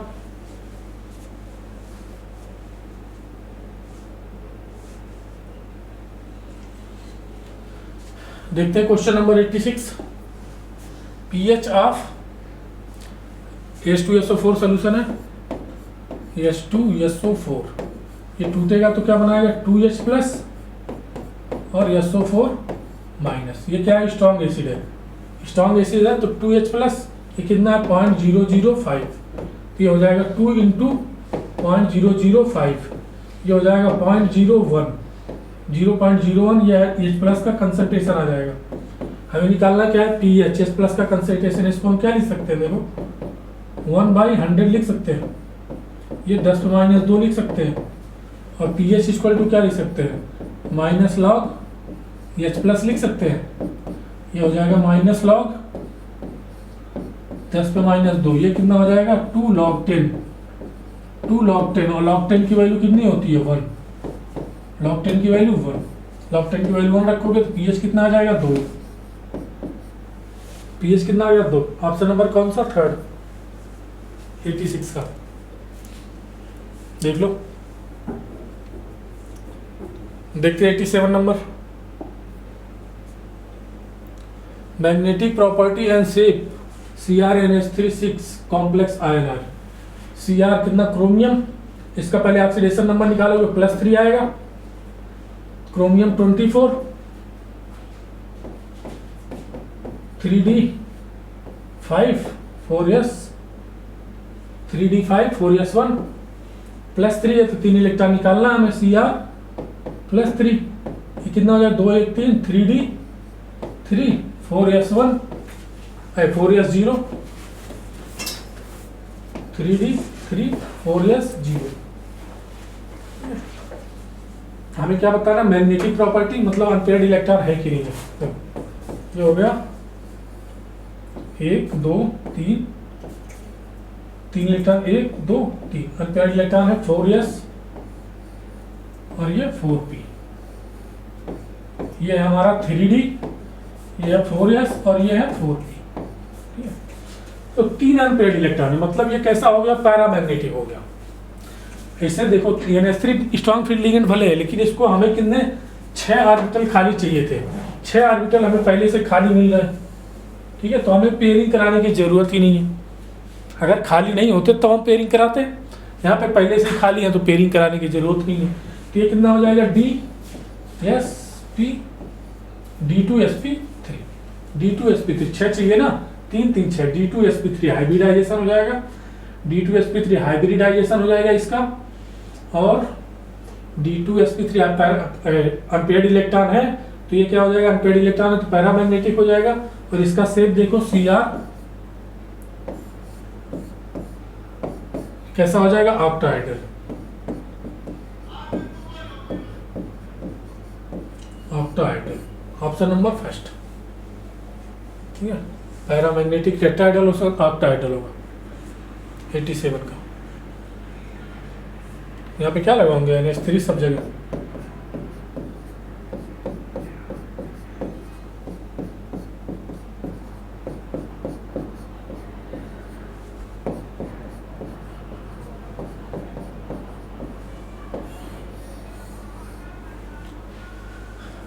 देखते हैं क्वेश्चन नंबर 88, देख लो इसको एक बार।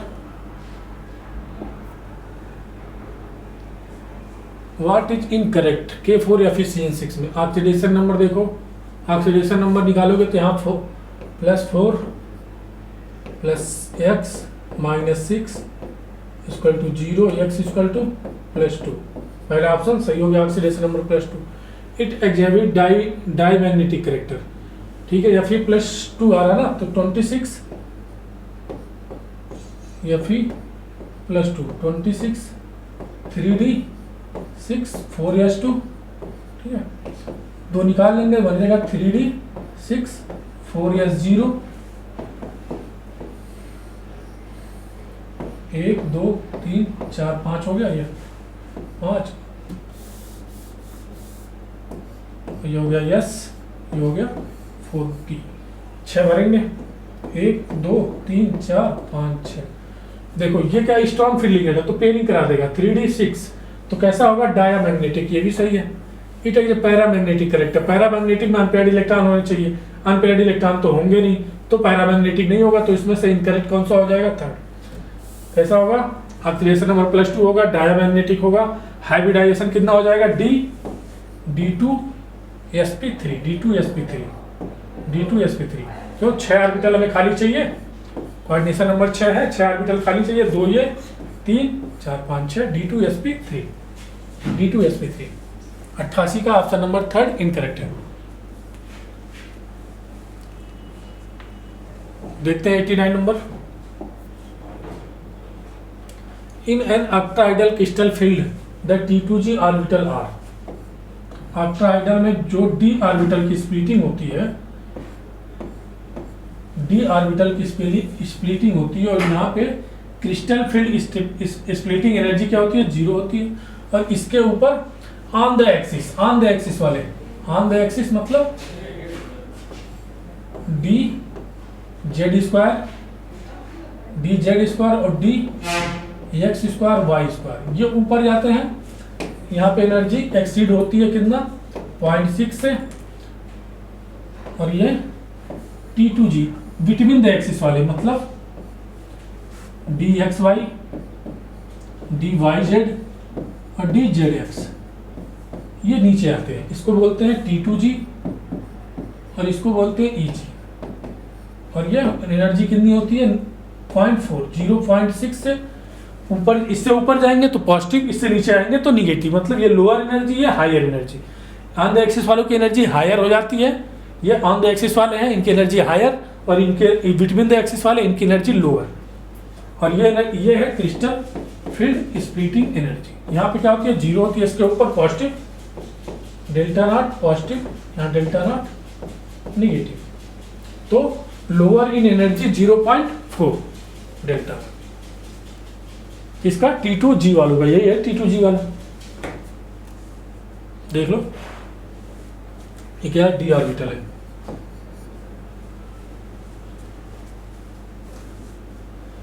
देखते हैं next question 90। Linkage isomer. Linkage isomer के लिए एम्बीडेंटेड लिगेंड का प्रेजेंट होना बहुत ही जरूरी है, ठीक है। एम्बीडेंटेड लिगेंड,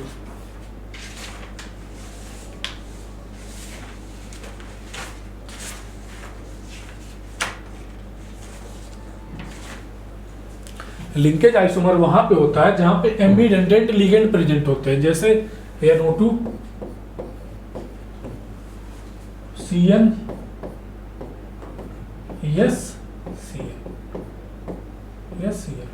एम्बीडेंटेड लिगेंड क्या होते हैं, जिनमें 2 डोनर साइट होता है, लेकिन एक टाइम पे एक ही इलेक्ट्रॉन देता है। जैसे इसमें डोनर साइट दो है, एक नाइट्रोजन और एक ऑक्सीजन, ठीक है। तो नाइट्रोजन कैसे 2 तरह से इलेक्ट्रॉन दे सकता है, N डबल बॉन्ड O और O, तो इसका जो लोन पेयर होगा ये दे सकता है मेटल को, और एक तरह से और oxygen N double bond O और इसके पास लोन पेयर होगा, ये दे सकता है मेटल को। तो एम्बीडेंटेड लिगेंड जहाँ होंगे वहाँ लिंकेज आइसोमर पाया जाएगा, ठीक है। एम्बीडेंटेड लिगेंड देखो किसमें है, NO2 ऑप्शन नंबर सेकंड में। एम्बीडेंटेड लिगेंड क्या होता है, जिसमें 2 डोनर साइट होते हैं लेकिन एक टाइम पे एक ही इलेक्ट्रॉन देगा, किसको, मेटल को, वहीं पे लिंकेज आइसोमर पाया जाएगा। तो हम सबसे, जब लिंकेज आइसोमर की बात करेंगे, सबसे पहले हम क्या चेक करेंगे, उसमें एम्बीडेंटेड लिगेंड है कि नहीं है। देखते हैं 91 which are the following not an organometallic compound. Organometallic compound जिसमें मेटल और कार्बन बॉन्ड हो, मेटल और कार्बन के बीच बॉन्डिंग हो, उसको ऑर्गेनोमेटेलिक कहते हैं। ऑप्शन नंबर फर्स्ट चेक करो, जिंक और ये C2H5, इधर से है C2H5। ये क्या हो गया, मेटल, ये हो गया कार्बन, मेटल कार्बन बॉन्ड है तो ऑर्गेनोमेटेलिक हो गया। सेकंड ऑप्शन चेक करते हैं, ये हो गया मेटल और ये CH3 और ये OCH3 और OCH3, इसमें भी मेटल कार्बन बॉन्ड है। ये यहाँ पे A, ये भी ऑर्गेनोमेटेलिक हो गया। और BOCH3 का होल क्यूब, BOCH3 OCH3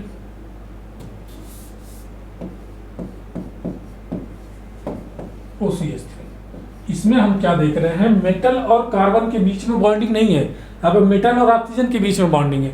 तो ये क्या होगा, ये ऑर्गेनोमेटेलिक कंपाउंड नहीं होगा, ऑर्गेनोमेटेलिक कंपाउंड ये नहीं होगा।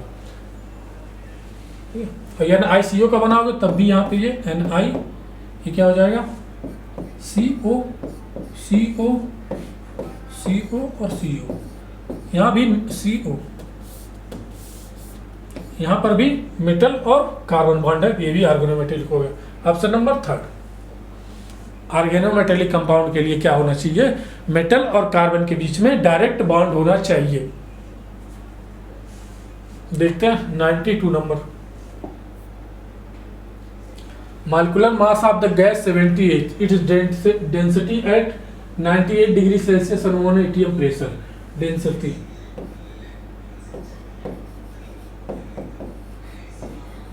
PM इक्वल टू DRT, ये फार्मूला पढ़ा होगा, D equal to PM/RT। Pressure कितना है 1 atm, मॉलिक्यूलर वेट कितना है 78, R की वैल्यू 0.0821 इंटू टेम्परेचर कितना 98 इंटू 273, 8 3 11 9 7 16 1 17 2 1 3 371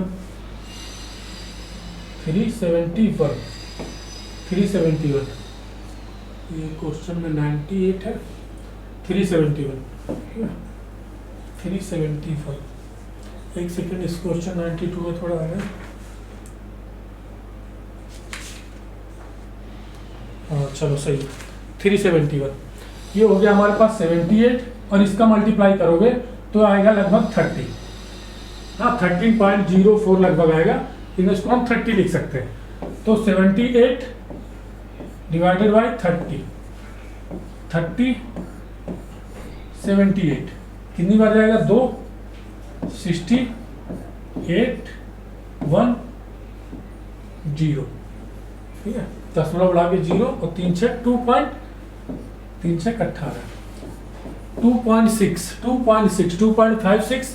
2.56 ग्राम पर लीटर, ठीक है। ऑप्शन नंबर कौन सा हो जाएगा, सेकंड। कितना आ जाएगा, देखो इसको करोगे क्या आएगा, 2.6 ग्राम पर लीटर। 92 का ऑप्शन नंबर सेकंड। ये फार्मूला लगाना है, उसको सॉल्व कर लेना, सीधा सीधा क्वेश्चन। देखते हैं question number 93। For a real gas the compressibility factor J differ value at the different temperature and pressure, which of the following not correct under the given condition? At very low pressure, very low pressure सही है, very low pressure पे Z equal to less than 1, high pressure पे Z greater than 1, Z equal to one, Z equal to one कब होता है? Ideal condition पे होता है, ideal condition.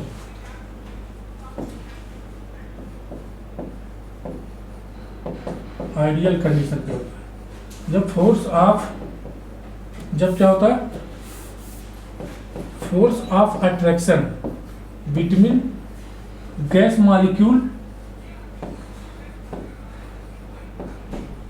Force of attraction between gas molecule क्या हो जाता है? जीरो।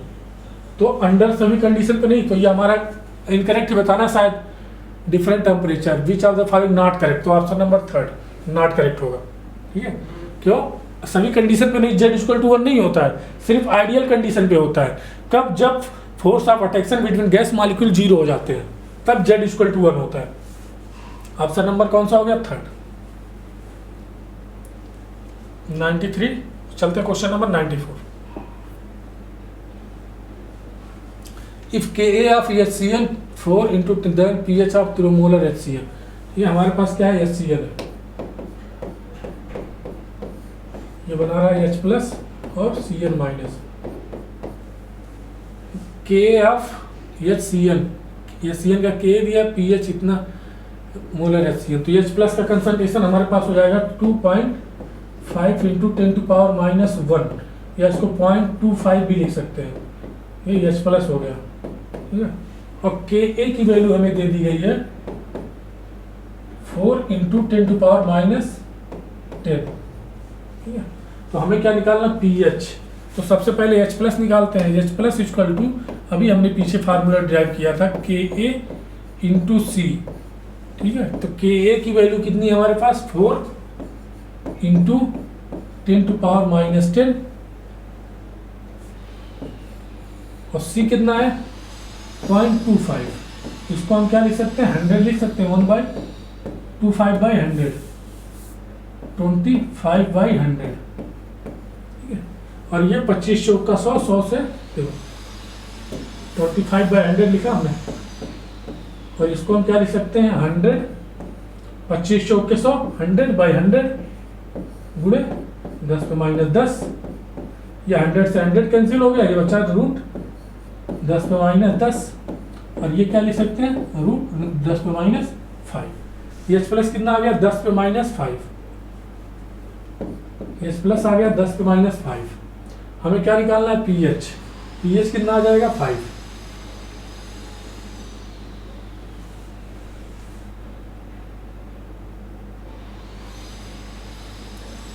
pH कितना आ जाएगा? 5।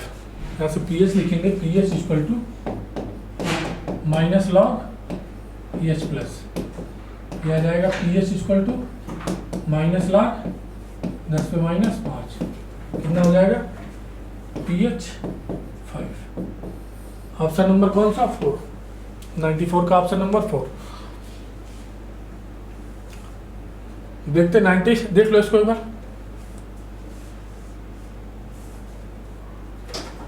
देखते हैं क्वेश्चन नंबर 95। पी के बी ऑफ Cl माइनस इतना, pH ऑफ 0 NaCl, इसमें क्या करो? H2O डालो, देखो क्या बनता है। ये बनेगा NaOH प्लस HCl। ये क्या है? वीक एसिड और स्ट्रॉन्ग बेस, वीक एसिड है और स्ट्रॉन्ग बेस टाइप का सॉल्ट है। ठीक है, weak acid strong base type का सॉल्ट है। तो हमारा यहां से pH जो होगा, pH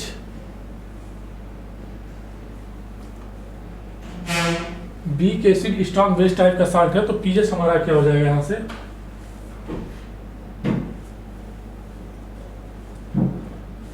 देखो NaCl 7 plus half P acid है ना, pKa, हमें pKa प्लस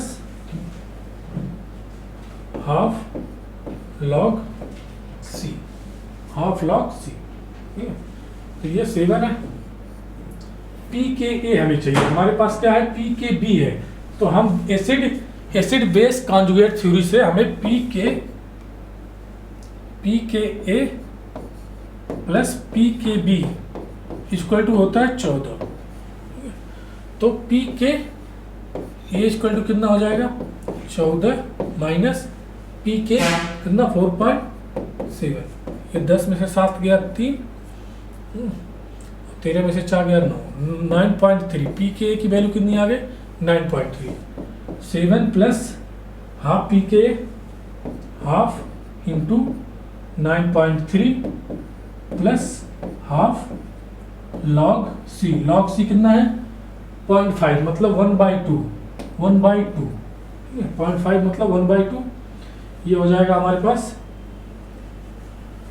7 प्लस 2 चौक 8, 2 छक्के 12, 2 5 10, ठीक है, प्लस 1/2 log 5 1/2 0.5 की वैल्यू होती है। log 1 की वैल्यू 0 और 0.3 मतलब 1.5 आ जाएगा 0.15। इसकी वैल्यू जो आ जाएगी 0.15 आ जाएगी, कितना 0.15, ठीक है। तो इसको 0.15 इसको डिवाइड करेंगे कितना आ जाएगा 0.075, ठीक है।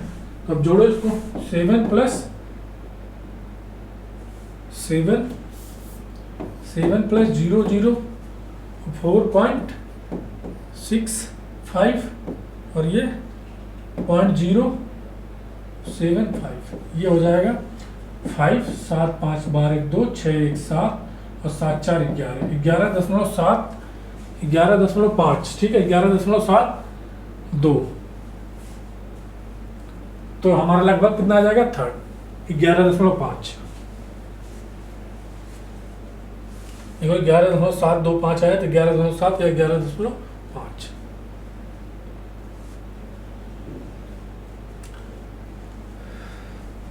देखते हैं नेक्स्ट क्वेश्चन 95 96।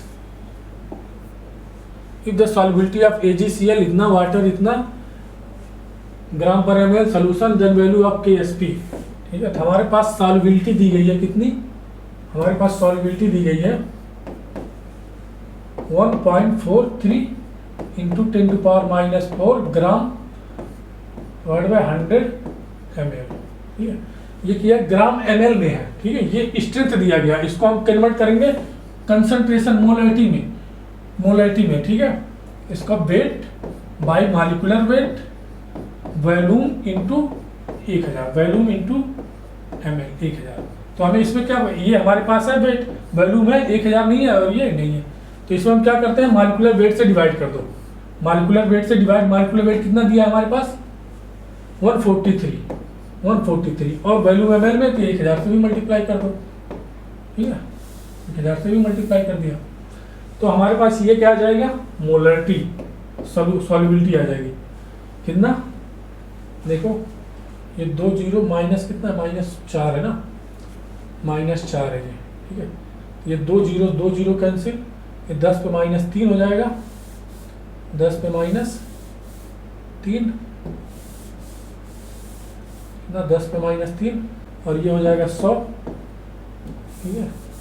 देखो यही करते जा रहे हैं, ये 10 पे -5, 10 पे -5, ये आ गया हमारे पास स्ट्रेंथ नहीं मोलरिटी कंसंट्रेशन सॉल्युबिलिटी, ये क्या आ गया हमारे पास सॉल्युबिलिटी।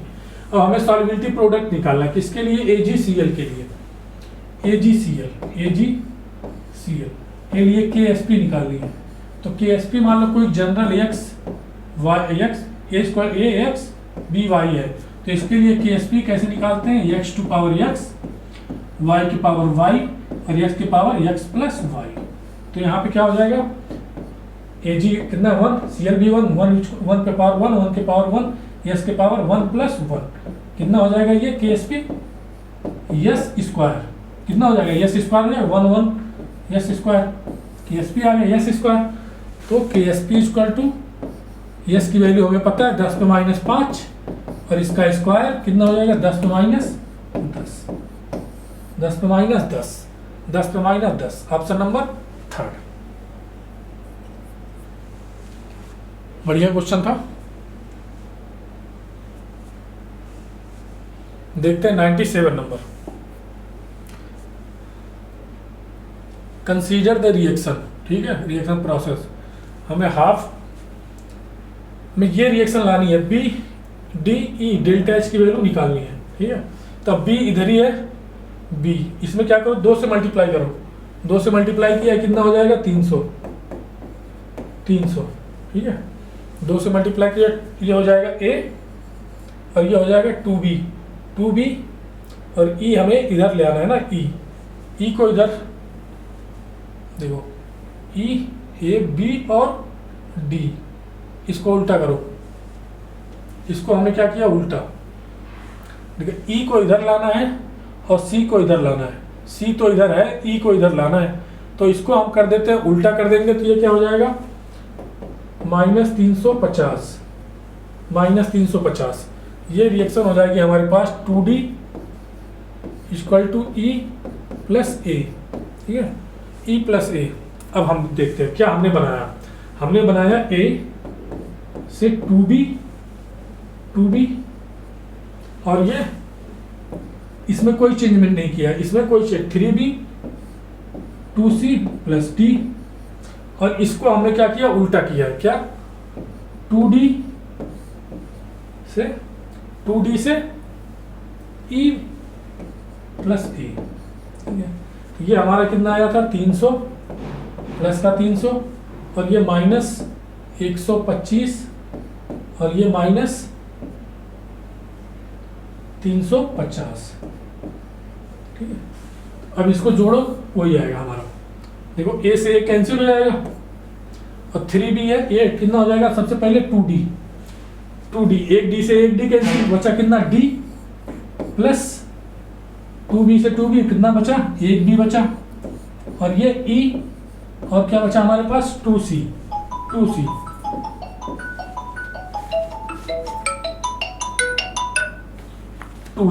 ठीक है।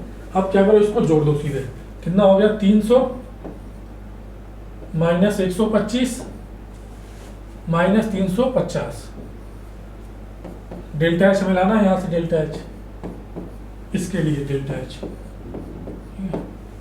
देखो ये कितना हो जाएगा 300 और ये 350 475, ये हमारे पास कितना है -175 डेल्टा एच, देख लो एक बार।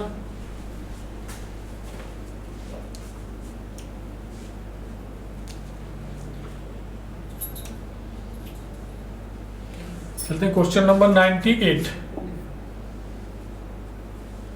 स्टैंडर्ड एंट्रोपी, हमारे पास रिएक्शन ये दी गई है, इसका स्टैंडर्ड एंट्रोपी दिया है फॉर द रिएक्शन, इसके लिए डेल्टा एच की वैल्यू इतनी है, to be equilibrium, delta G = equilibrium में क्या हो जाएगा 0 हो जाएगा, दैट टेम्परेचर, हमें टेम्परेचर निकालना है, ठीक है।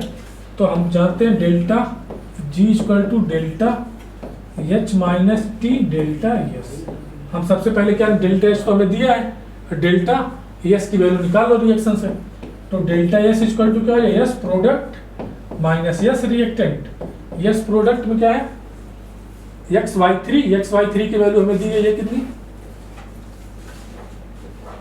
50 माइनस और रिएक्टेंट में हाफ X2 की वैल्यू 60 प्लस 3/2 × 40, ये हो जाएगा कितना 30 और ये 20, ये हो जाएगा 50 माइनस 30 प्लस 60 90, ये आ जाएगा -40, डेल्टा एस की वैल्यू -40 आ गया, ठीक है। तो यहाँ से डेल्टा जी 0, तो टी = क्या हो जाएगा delta H by delta S, delta H कितना है ये हो जाएगा 3 × 10⁻³ जूल डिवाइडेड बाई 40,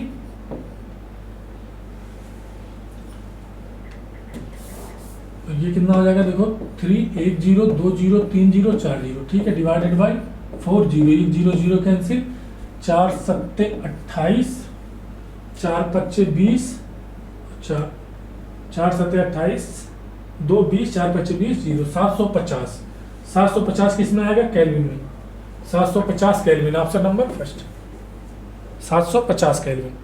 सबसे पहले हम इस रिएक्शन से डेल्टा एस निकालेंगे, डेल्टा एच की वैल्यू हमें दी गई है और delta G equal to delta H minus T delta H, ये रिलेशन हमें पता होता है। तो इक्विलिब्रियम पोजीशन पे डेल्टा जी की वैल्यू निगेटिव होती है, डेल्टा जी की वैल्यू क्या जीरो होती है, इक्विलिब्रियम में जीरो, तो डेल्टा जी की वैल्यू जीरो रखेंगे तो T equal to delta H by delta S आएगा। ये क्या है, किलो में है तो इसको क्या करेंगे, जूल में बदल लेंगे और ये पहले से ही जूल में है।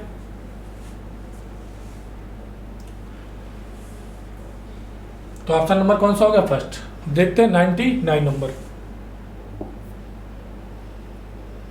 ये रिएक्शन अगर स्पॉन्टेनियसली, मतलब डेल्टा जी क्या होना चाहिए, निगेटिव होना चाहिए। स्पॉन्टेनियस होने के लिए किसी रिएक्शन को डेल्टा जी की वैल्यू क्या होनी चाहिए, निगेटिव होनी चाहिए। हम पहले ऑप्शन से देखते हैं, हमें रिलेशन ये पता है, delta G equal to delta H minus T delta S.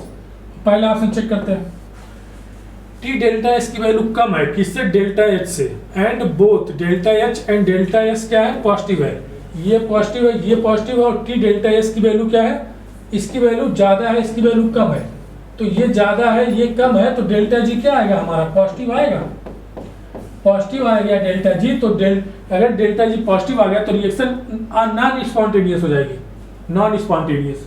ठीक है, अब ऑप्शन नंबर सेकंड देखो, इसमें क्या है, टी डेल्टा एस ज्यादा है, टी डेल्टा एस की वैल्यू ज्यादा है, चलो ठीक है, टी डेल्टा एस ज्यादा हो गया। अब डेल्टा एच की वैल्यू पॉजिटिव है और डेल्टा एस की वैल्यू निगेटिव है, डेल्टा एच की वैल्यू पॉजिटिव है, सही है। अब डेल्टा एस की वैल्यू अगर हम निगेटिव रखेंगे तो ये निगेटिव निगेटिव मिलकर पॉजिटिव बना लेगा। अब ये दोनों पॉजिटिव जुड़ेंगे तो पॉजिटिव ही तो बनेगा, तो यहाँ भी डेल्टा जी की वैल्यू क्या आएगी, पॉजिटिव आएगी। ये भी नॉन स्पॉन्टेनियस हो गया। अब थर्ड ऑप्शन चेक करो, टी डेल्टा एस की वैल्यू डेल्टा एच से ज्यादा है, चलो ये वैल्यू ज्यादा हो गई, ठीक है, ये वैल्यू कम हो गई। अब both delta H and delta S positive, ये भी पॉजिटिव है और ये भी पॉजिटिव है, डेल्टा एस भी पॉजिटिव है। अब ये वैल्यू ज्यादा है, ये दोनों पॉजिटिव है, ठीक है, तो ये पॉजिटिव निगेटिव निगेटिव ही रहेगा।